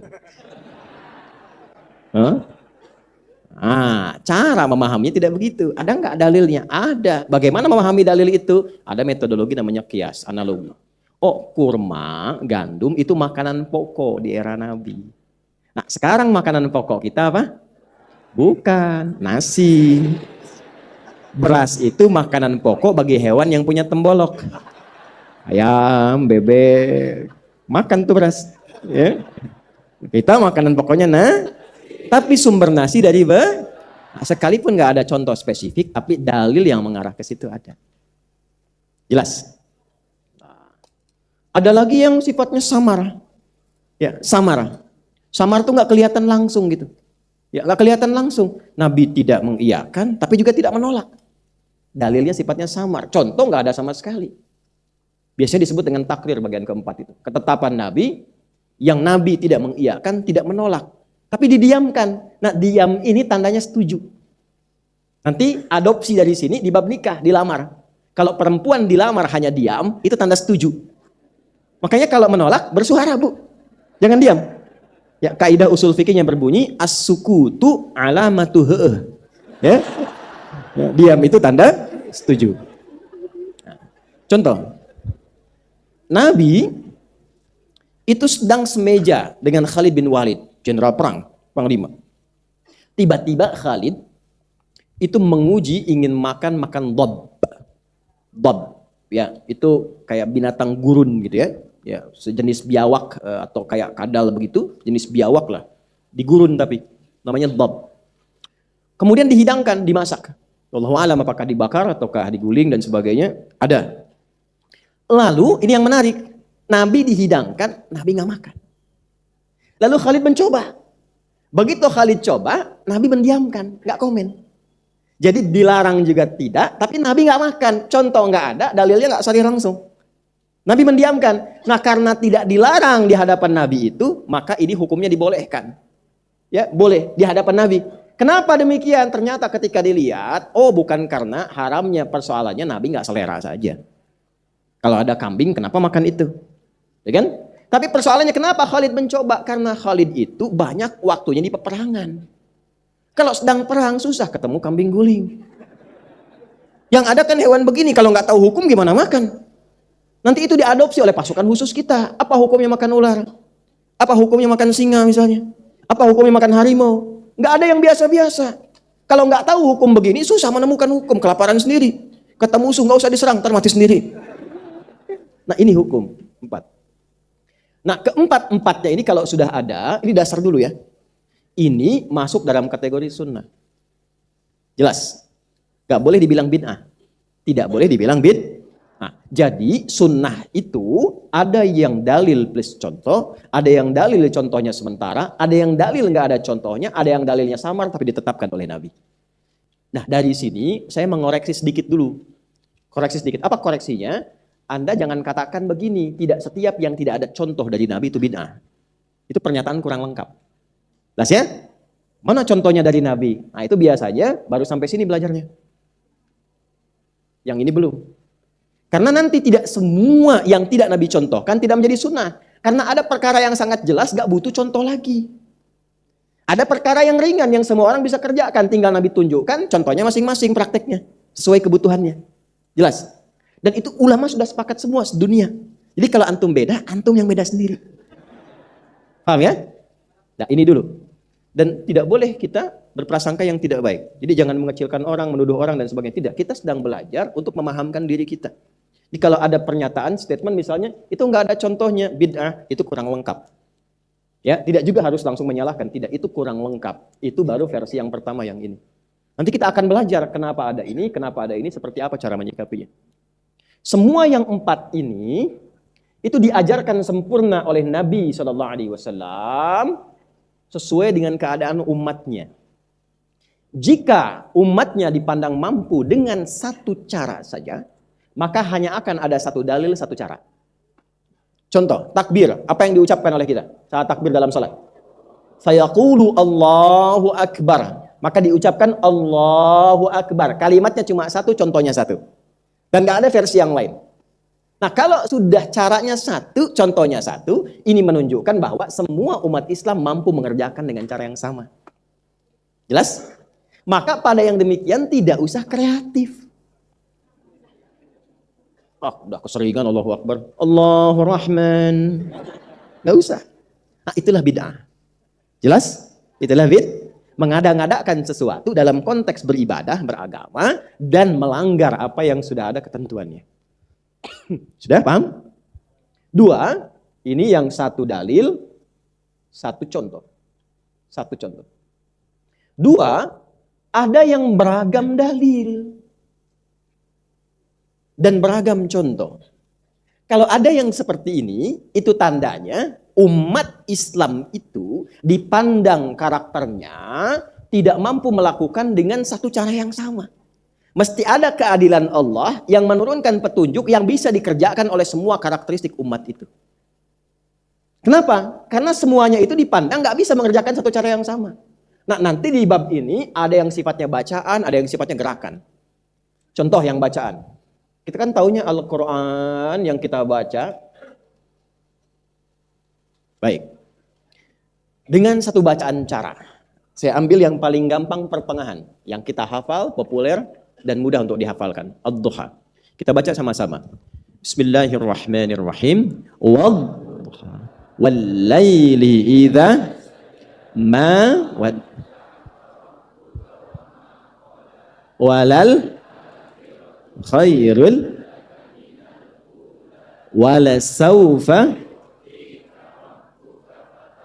Tahan sampai dulu. Stop dulu. Bagi kita baca itu ringan. Tapi saat Quran diturunkan di suku Arab itu ada yang nggak bisa A. Setiap dibacakan A dia jawab E. Itu mau dipaksa-paksa sampai kiamat kurang 2 hari susah. Madrasah, ana, ani, anta, inti. Mungkin Betawi ke situ sanadnya. Sampai sekarang masih ada. Wilayah Syam, Palestina itu, ya, Syria masih imalah. Kita halak ya akhi. Ente butik. Butak. Bisa. Kita halak. Ya, aina Fatimah. Itu imalah namanya. Dari sejak zaman Nabi ada yang begitu. Maka riwayat turun tidak hanya pakai A, bisa pakai E, tapi tidak merubah makna. Ketika Anda baca wadduha, maka bisa dibaca dengan riwayat wadduha, wal-laili idza saja, ma wadda'aka rabbuka wa ma qala, walal akhiratu khairul laka minal ula. Ibu ketawa. Saya baca ad-duha di kalangan sebagian masyarakat Afrika yang biasa pakai wad-duha. Dia ketawa. Itu nggak biasa. Nah, turunnya riwayat ini itu tidak merubah makna. Cara bacanya berbeda untuk mengakomodir kemampuan dia membaca. Maknanya sama. Contoh, sepeda dengan sepeda. Barangnya sama nggak? Sama. Ini sepeda, kata orang Medan. Bukan sepeda, sepeda. Sama barangnya. Besok kita ke Bandung yuk, ke terminal Cicaheum. Cicaheum. Sama, cuma cara mengejanya berbeda, barangnya tidak berubah. Jelas? Nah, itulah ada yang sifatnya bacaan. Nanti lebih kompleks lagi ada. Ada yang nggak bisa baca sin, bacanya pakai sod. Sin, sod, sin, sod. Utubul ilma walau bisin, utubul ilma walau bisod. Sod, sod terus. Sehingga ketika di zaman Nabi turun Al-Quran, yang tidak bisa pakai sin, bisa pakai sod. Begitu sebaliknya.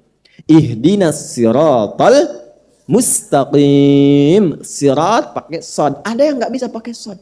Sin aja. Sin. Maka nanti muncul riwayat Qalun, juga Warash dari Nafi'. Ihdinas siratal mustaqim. Pakai sin. Yang dahsyat, ada yang nggak bisa sin, nggak bisa sod. Zai.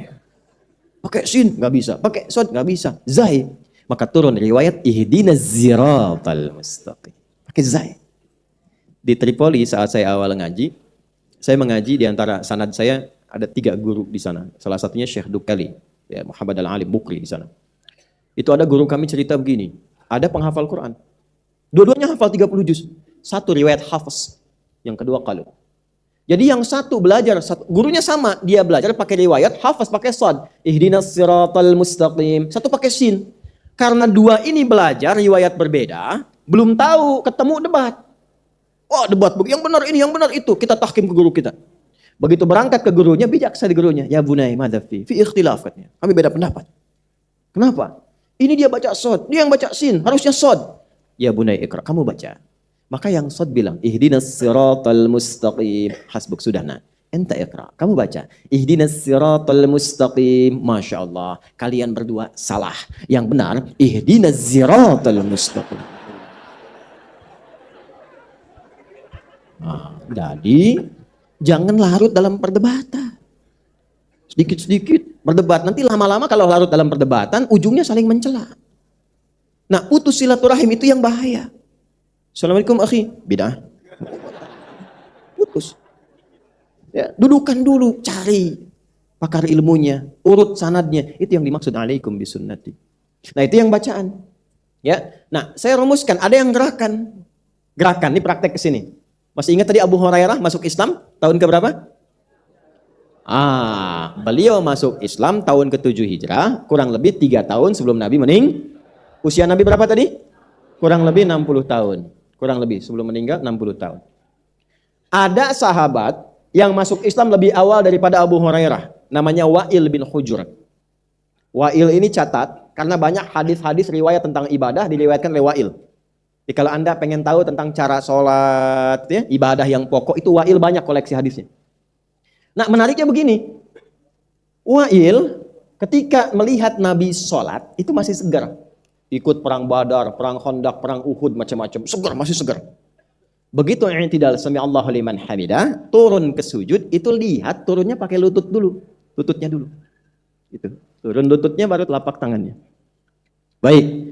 Lalu dikumpulkan ini oleh Imam Abu Daud dalam kitab Sunannya, nomor hadis 838. Abu Hurairah itu masuk Islamnya, tadi Nabi sudah 60 tahun.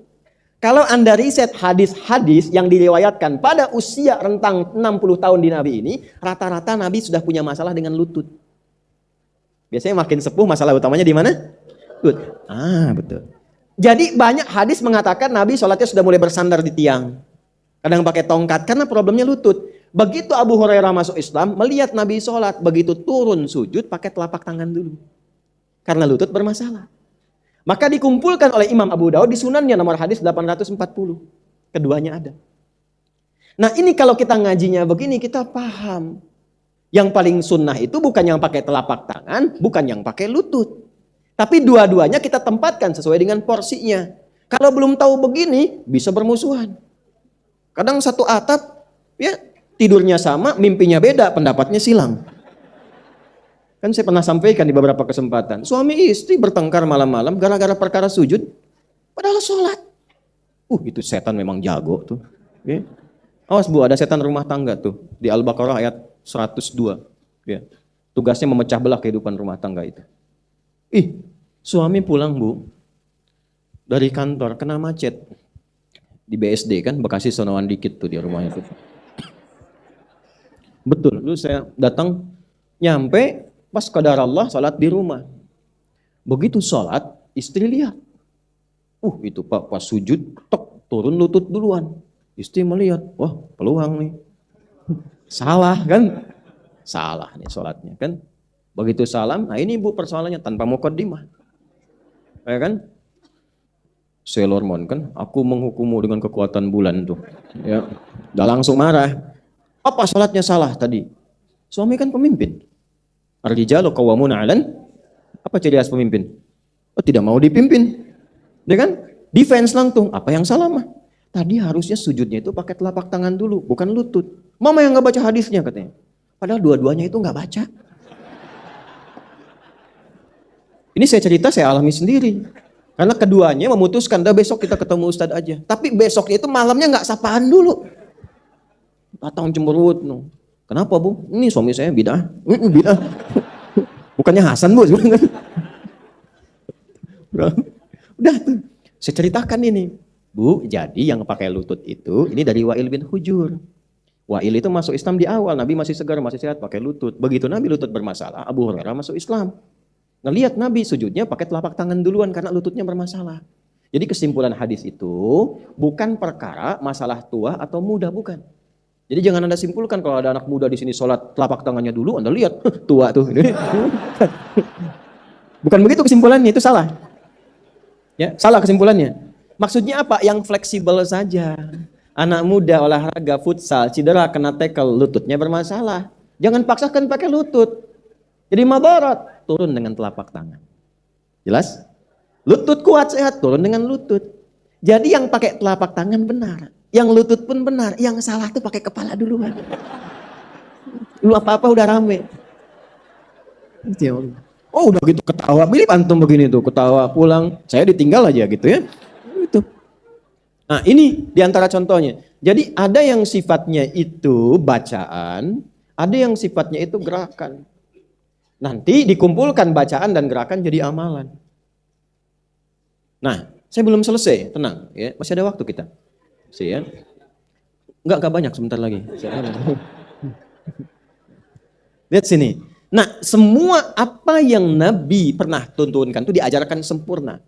Baik yang satu dalil, satu contoh, beragam dalil, beragam contoh, semua yang diajarkan Nabi total, tidak ada yang disembunyikan. Nah, semua yang bersumber dari Nabi itu disebut manhaj namanya.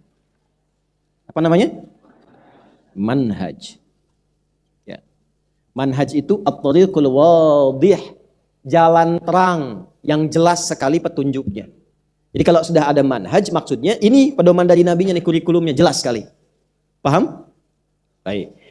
Jadi manhaj ini mencakup yang satu dalil, satu contoh, mencakup yang beragam dalil, beragam contoh. Yang satu dalil, satu contoh, nggak ada masalah. Ya, tapi yang jadi problem kadang-kadang, yang banyak dalilnya, banyak contohnya. Nah, turun beragam itu karena sebab tadi. Yang kita harus tahu, ada yang beda tempat, ada yang beda waktu saat masuk Islam, ada yang saat ayatnya turun di tempat A, si B nggak tahu. Ya, sedangkan sifat sahabat itu apa yang dilihat, itu yang dipraktekkan. Apa yang dilihat, itu yang dipraktekkan. Pokoknya saya mengalami dengan Nabi begini, itu yang saya jaga. Walaupun dia tahu orang mungkin mendengar, dia lebih yakin dengan apa yang dia saksikan dan dia alami. Nah itu jangan salah menyimpulkan. Mu'adz bin Jabal sholat di belakang Nabi, Isya. Nabi bacanya Al-Baqarah.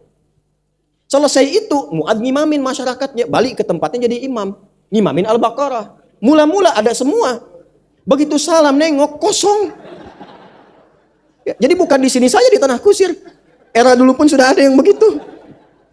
Ya. Kosong Pak, itu nyata dalam riwayat hadis. Ya semalam saya sampaikan juga di Bogor. Ketemu munafik nih orang-orang.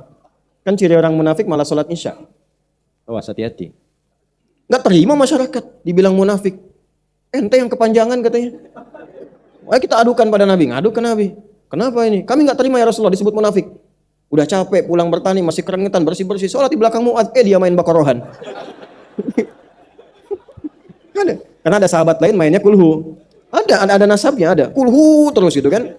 Itu ada sanadnya, tapi saya nggak kasih sekarang. Ya. Saya nggak kasih sekarang. Supaya nggak jadi modus tuh buat antum tuh. Ini wajahnya cool semua nih Bu. Mu'adz, kenapa kamu, kata Nabi? Ya Rasulullah, saya sholat di belakang Anda. Anda baca Al-Baqarah. Saya kan mengikuti Anda. Kamu benar. Cuma saya imam, makmumnya kamu. Tapi kamu imam kan makmumnya mereka. Nah, itu pentingnya kita belajar. Supaya nanti dari kalimat ini kita paham menempatkan hadis. Jangan nanti ada sahabat berkata begini misalnya. Ketika diadukan, oh itu bid'ah, saya belum pernah alami itu. Jangan langsung disimpulkan itu salah. Ketika amalan itu bersumber dari sahabat yang lain. Boleh jadi dia ingin menjaga amalan dia supaya tidak salah karena belum tahu yang itu. Paham? Nanti kita akan temukan kasus itu. Nanti lihat saja, tunggu tanggal mainnya. Ya. Nah, dari manhaj ini kita ambil yang ini, yang beragam tadi.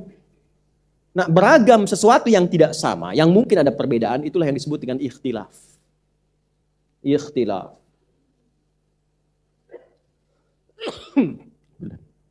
Jadi kalau ada dinamakan ikhtilaf dalam fikih, sudah ikhtilaf itu artinya bukan sekedar kita pahami ulama beda pendapat, bukan. Jalurnya itu ada yang berbeda, walaupun semua hukum tersambung dari Nabi. Paham? Nah, kalau sudah ikhtilaf, sudah kaidah pertama, jangan langsung simpulkan bid'ah. Jangan langsung simpulkan salah. Karena di dalamnya itu ada pilihan. Dan gak bisa dikumpulkan semuanya, karena karakternya beda. Yuk kita beri contoh yang terakhir. Nabi ngimamin di awal era, makmum di belakang ada Abu Bakar, ada Umar, ada Utsman, ada Ali. Ridwanullahu alaihim jami'an. Ngimamin Al-Fatihah. Alhamdulillahi Rabbil Alamin. Dari Alhamdulillah sampai waladhdallin. Terus konsisten baca begitu. Tiba-tiba si kecil Ibnu Abbas radhiyallahu ta'ala anhuma datang. Tanya pada Rasulullah, ya Rasulullah, apakah Allah tidak turunkan satu ayat yang memisahkan satu surah dengan yang lainnya? Supaya nanti tidak ada orang menduga itu semua surah Quran nyambung semua. Al-Baqarah langsung Ali Imran, langsung An-Nisa terus sampai dengan An-Nas. Pemisahnya ada enggak? Saat bertanya itulah turun Bismillahirrahmanirrahim. Itu asalnya. Maka itulah awal sejarahnya setiap surat ada Bismillahirrahmanirrahim kecuali surah Al-Bara'ah. Surah At-Taubah. Ya? Iya Bu, At-Taubah nama lainnya Al-Bara'ah. Ibu jangan debat saya. Yang menghafal Quran saya. Yang tahu tafsir saya. Ibu kan sini belajar. Mana asisten saya? Pulang yuk.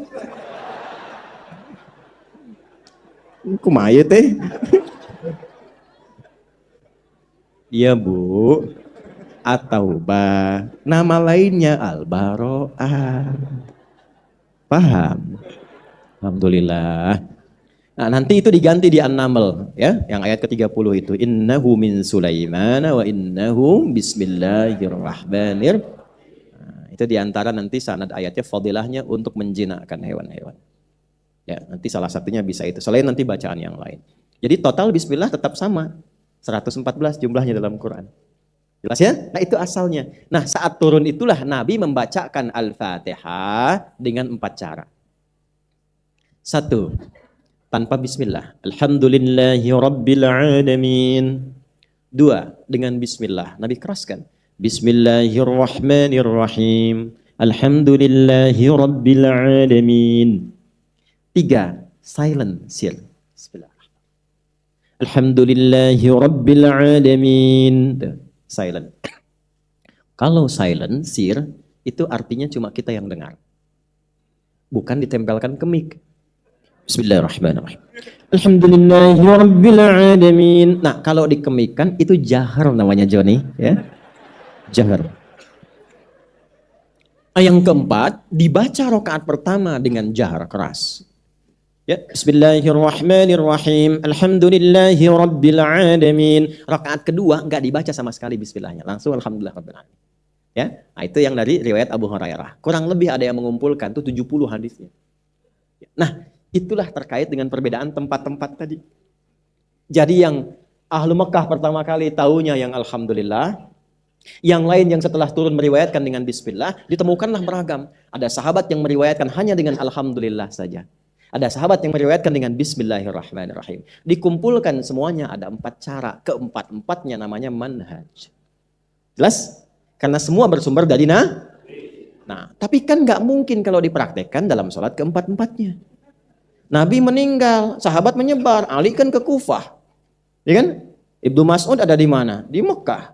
Ya kan? Sahabat Ubay sebagian ya di Madinah. Mereka jadi mufti, ngimamin. Kan nggak mungkin keempat-empatnya. Ini adalah dari Nabi semua. Saya ingin imami sesuai dengan manhaj Nabi SAW. Bismillahirrahmanirrahim. Bismillahirrahmanirrahim. Tidak dibaca sama sekali. Harus pilih salah satu. Ya, harus pilih salah. Maka Ali pilih satu, ini pilih satu, fulan pilih satu. Ridwanullah alaihim jami'an. Nah, itulah yang diajarkan pada orang setelahnya dikumpulkan jadi dokumentasi.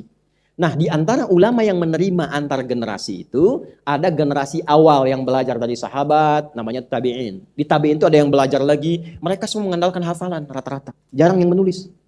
Karena kemampuan menghafalnya luar biasa, masih bersih hatinya. Dan kalau ditanya, hafidhu an dhahri qalbi, saya hafal dalam kepala saya sampai ke hati saya. Dalam kepala sampai ke hati. Hafalnya begitu. Orang sekarang kan beda, saya sudah hafal di luar kepala saya. Belum hafal, masih di luar. Hafal di luar kepala kan belum hafal namanya. Salah kalimatnya. Saya hafal dalam kepala saya sampai ke hati saya. Dulu begitu. Nah, karena antar generasi sudah berbeda interaksi, maksiat semakin banyak, berkurang kemampuan menghafal, maka ulama berpikir, tuliskan itu, kumpulkan. Di antara ulama yang punya kemampuan menghafal kuat dan menuliskannya ada 4 bintangnya di zamannya. Satu Al-Imam Abu Hanifah yang wafat tahun 150 Hijrah, An-Nu'man. Yang kedua Imam Malik yang lahir tahun 93 Hijrah. Lahir di Madinah, tumbuh di Madinah, sampai mengajar, sampai wafat sehingga dikenal dengan imamnya Madinah, Imam Darul Hijrah. Lalu Imam Asy-Syafi'i lahir tahun 150 Hijrah. Imam Abu Hanifah meninggal di tahun yang sama lahir Al-Imam Asy-Syafi'i. Lalu ada Imam Ahmad bin Hanbal, muridnya Al-Imam Asy-Syafi'i, hafal 1 juta hadis, lahir tahun 163 atau 164 Hijrah. Fokus baik-baik. Ini imam-imam luar biasa. Ada yang lain juga banyak. Tapi kenapa 4 ini yang dikenal? Karena selain hafalannya mereka menuliskan itu dalam kitabnya. Supaya sampai kepada kita. Makanya kalau kita belajar sekarang, itu jalurnya nggak akan jauh dari 4 ini. Kurang lebih demikian cara cepat menggambarkannya. Ini yang ringkas saja. Jadi kalau antum ngaji nih sekarang belajar, nanti kalau diurut-urut ke situ juga. Karena nggak mungkin kita nggak ketemu. Jalurnya begitu dari atasnya. Nanti saat saya datang dengan PowerPoint, saya tunjukkan jalurnya. Dari nabinya ke sahabat, ke tabi'in, sampai ke imam yang ada, yang 4 sampai ke yang sekarang, yang populer-populer. Maka dipilihlah salah satu oleh mereka untuk memudahkan pengajaran. Saat Imam Abu Hanifah memilih, yang cenderung dipilih, yang nyaman untuk dipilih. Dalam bahasa Arab, yang nyaman untuk dipilih, ma dhahaba ilaihi. Ma dhahaba ilaihi. Apa yang gampang untuk diambil, yang mudah dipilih. Disingkat menjadi madhab. Dari sinilah kemudian yang asalnya ada manhaj, ketika jadi pilihan disebut madhab. Imam Abu Hanifah pilih, maka disebut madhab Hanafi. Imam Malik pilih, maka disebut madhab Maliki. Imam Asy-Syafi'i pilih, disebut madhab Syafi'i. Imam Ahmad pilih, Ahmad bin Hanbal disebut madhab Hambali. Tuh. Asep memilih, nggak harus disebut Asepi. Udah ada yang ini sampai batuk tuh. Ya. Ini kurang lebih. Nah ini ketika mereka pilih, itu bukan pendapat, bukan kelompok. Ya, jadi jangan dipahami begini, pilih mazhab atau pilih nabi. Nah, itu kurang sehat tuh. Karena nggak mungkin belajar dari nabi tanpa jalur ke sini. Susah. Anda langsung talaki dengan nabi. Nggak mungkin, jalurnya pasti lewat sini. Nggak ada di antara mereka memberikan fatwa yang berbenturan dengan petunjuk-petunjuk Nabi. Karena yang diturunkan oleh mereka itu dengan konstruksi keilmuannya nyambung ke sini semua. Hati-hati, jangan salah memahami. Ya, nah ini memang begini caranya, dimanapun seperti itu. Nanti belajar nih. Misalnya yang Hanafi sekarang ada di Asia Selatan, India, Pakistan, rata-rata Hanafi, ambil jalurnya ke situ. Ya, jadi kalau baca Bismillah mereka nggak baca sama sekali di Al-Fatihah, langsung Alhamdulillah Rabbil Alamin. Maliki dulu areanya di Saudi, sebelum ada Saudi Arabia. Kan imamnya Imam Darul Hijrah itu, Maliki. Sekarang menyebarnya di Afrika Utara. Di Libya, Tunisia, Maroko dan sekitarnya itu Maliki mazhabnya. Kalau baca Al-Fatihah langsung Alhamdulillahirabbil alamin, Maliki yaumiddinnya pendek. Maliki yaumiddin. Tangannya begini. Ya, angkat kepalanya gini, tangannya. Jadi tidak bersedekap gini. Karena hadis pertama itu begini. Nanti saya cerita ketika masuk bab itu saya ceritakan. Awalnya begini, kenapa kemudian bersedekap begini. Jadi jangan disimpulkan yang begini itu misalnya langsung Syiah, tidak. Nanti Syiah akan terlihat saat sujud, bangkit dari sujud saat duduk tuh. Ya, tepok-tepok begini tuh. Ya, kalau Maliki tidak, awalnya aja begini. Maksud saya kalau ke Mekah atau ke Madinah menemukan yang takbir langsung begini, jangan diajak ngobrol. Dia lagi sholat.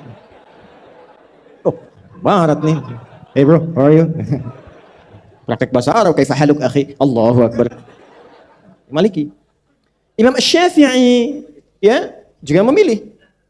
Maka ketika memilih, misal bismillahnya beliau jaharkan, pilih salah satu, ngajar. Bukan nggak paham yang lain, tahu yang lain, tapi punya pertimbangan, saya pengen pilih ini aja lah. Misal karakteristik Imam Syafi'i dengan Imam Malik beda. Kalau Imam Malik itu orang ahli riwayat. Jadi pokoknya mana riwayat aslinya itu yang diikuti. Hafal hadis juga gurunya Imam Syafi'i.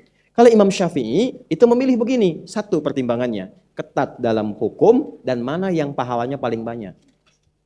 Bismillah kan ada dari Nabi. Kalau dibacakan ada pahalanya. Daripada nggak dapat pahala, mendingan saya bacakan aja. Gitu kan? Kenapa pilih jahar? Kalau saya bacakan jahar, makmum dengar. Dapat pahala lagi. Gitu kan? Imam Malik, Imam Abu Hanifah pilih nggak baca bismillah. Langsung hamdalah riwayat pertama. Imam Syafi'i baca bismillah. Yang belum ada apa? Yang silent. Imam Ahmad memilih itu untuk memperkenalkan. Ada juga yang silent. Supaya orang tahu. Maka diturunkan. Ini Hanafi Asia Selatan. Ini Maliki Afrika Utara. Ini Syafi'i. Ini kebanyakan ada di Syam, Syria, Mesir, kemudian Asia Tenggara beberapa. Hambali, Teluk rata-rata. Saudi contohnya. Jadi begitu kemudian Raja Saud ya, itu mengambil alih, lalu membangun dinasti Saudi, lalu memilih nanti muftinya untuk menetapkan mazhab resmi supaya nggak banyak perbedaan pendapat, pilih salah satu. Maka ditetapkanlah nanti yang tersambung pada Imam Ahmad jalurnya. Maka Hambali, sampai sekarang Hambali, mazhab resminya. Nah di Timur Tengah itu rata-rata memilih satu madhab supaya nggak bingung. Udah aja salah satu, jadi dari TK ke atas belajarnya satu aja. Tapi tahu yang lainnya, cuma ini yang utama diajarkan. Yang paling hebat Indonesia. Top. Semua. Orang tanah kusir ke tanah suci. Wah. Tanah kusir. Tanah kusir. Berangkat ke tanah suci. Jadi dia berangkatnya misalnya ke Madinah. Taruhlah di sini Madinah. Ini contoh saja ya. Tidak mengeneralisir. Terus Tanah Abang. Mesir. Ya. Yang paling jauh di sini? Ya, Surabaya. Oh, Surabaya. Ya, Palembang habis ini. Surabaya, misalnya Surabaya ke Libya. Palembang. Palembang ke Pakistan. Yang ini Hambali, ini Syafi'i, ini Maliki, yang ini Hanafi. Belajar semua, alhamdulillah. Pulang ke daerah masing-masing. Nah, kadang problemnya adalah ini belum digali sepenuhnya. Dapatnya satu misalnya, walaupun tidak semua, banyak yang belajar lengkap juga. Nah begitu pulang, dipopulerkan. Jamaah yang tanah kusir belajar dari Ustadz Madinah. Dapatlah yang sir. Bismillahirrahmanirrahim. Alhamdulillahirabbil alamin. Diterangkan keutamaan dalil kenapa pilih yang sir. Belum selesai kajian dari Ustadz ini. Ustadznya nggak salah, belum selesai. Ada versi yang lain, cuma baru dapat segitu. Sama, yang Tanah Abang juga begitu. Dapat sebagian, pakai yang jahar. Bismillahirrahmanirrahim. Baru sebagian.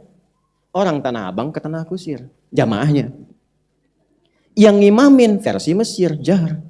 Bismillahirrahmanirrahim. Beda. Nah, inilah masalahnya. Kalau terjadi seperti itu, kembalikan ke jalurnya alaikum bisunnati. Kaji lagi.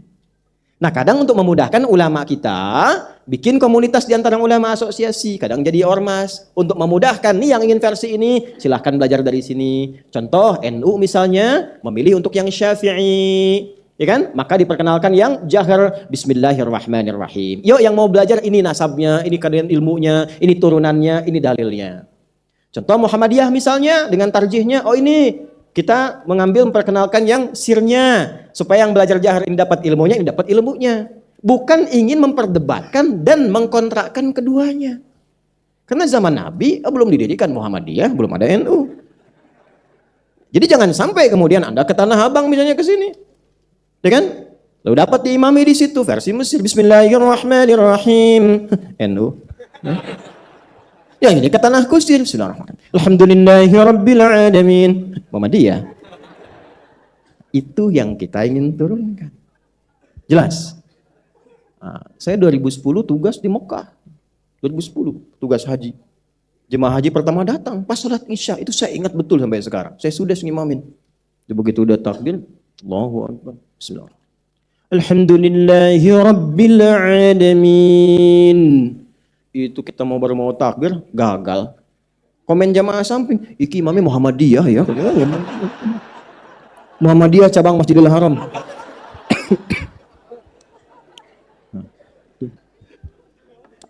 Bila kita ingin meneladani sunnah itu sampai terhubung ke atas dan dipraktekkan oleh orang-orang dulu, terhubung sampai ke atas. Nah, orang-orang dulu itu Imam Abu Hanifah, Imam Malik, Imam Syafi'i, Imam Ahmad, itu namanya golongan salaf. Salaf itu terdahulu. Ya. Golongan terdahulu. Yang terdahulu yang dulu, yang sekarang namanya khalaf. Batas antara salaf itu tahun kedua sampai tahun ketiga hijrah. Itu salaf namanya. Kalau kita ingin ikuti metodologinya, ingin ikut seperti itu, ingin sholatnya seperti mereka, dalilnya begitu, orang yang ikut disebut salafi namanya. Di salafi itu sifat, bukan kelompok.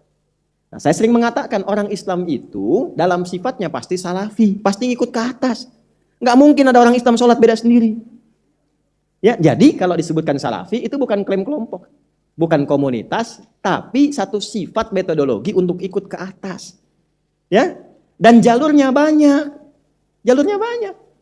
Ya, yang rata-rata teman-teman yang mengatakan salafi itu kalau saya lihat jalurnya jalur Imam Ahmad bin Hambal. Yang ngajinya apa? Ibnu Qayyim al-Jauziyah, Syekhul Islam Ibnu Taimiyah, ya, misalnya Al-Albani dan sebagainya. Itu jalurnya Imam Ahmad bin Hambal. Bermadzhab juga ke atas. Jelas ya? Yang lainnya ada yang pakai Asy-Syafi'i, ada yang pakai apa lagi misalnya? Ya, Hanafi, ada yang pakai apa lagi? Maliki. Jadi jangan bertengkar dengan nama di situ. Jelas. Dan rata-rata semuanya ini yang ada khalafi semua. Khalafi era kini. Jangan sampai menjadi khilafi. Kenapa? Karena kurang pengetahuan. Coba bayangkan ya. Bayangkan. Kebayang nggak? Ya tidak, kan belum saya sebutkan. Ya. Coba. Anda ngaji Quran, Qurannya sama. Ngaji hadis, hadisnya sama. Kok bisa ngaji Quran yang sama, hadis yang sama? Kok bisa bertengkar ujungnya? Sedangkan di Quran itu ada larangan berselisih. Ada larangan mencela. Ada larangan bergibah. Ada perintah untuk mengklarifikasi. Jadi Quran yang mana yang Anda baca? Hadis yang mana yang Anda pelajari? Coba pikirkan dengan hati yang bening. Anda boleh belajar dengan saya, tapi tidak harus semua yang dari saya Anda ambil begitu. Kalau Anda tidak sepakat, tinggalkan. Tapi tidak harus mencela. Karena boleh jadi setiap orang itu punya landasan ketika dia beramal. Dan itu dihisab di hari kiamat. Ya, kan fair kan? Ya, Anda silahkan ambil apa yang Anda yakin di dalamnya. Silahkan, tapi tidak harus mencela. Kenapa harus mencela? Kenapa harus menuduh? Justru ketika dicela, pahalanya ditransfer kepada yang dicela, dan itu bertentangan dengan kitab yang dikaji. Nah, itu yang perlu kita perbaiki sekarang ini. Dan saya tidak pernah mengajar Anda untuk mencela orang lain. Saya tidak mengajarkan Anda untuk mengumpulkan amunisi menuduh orang lain. Tidak. Dan saya tidak pernah mengakui seorang murid yang belajar hanya mengambil ilmu untuk mencela orang. Tidak.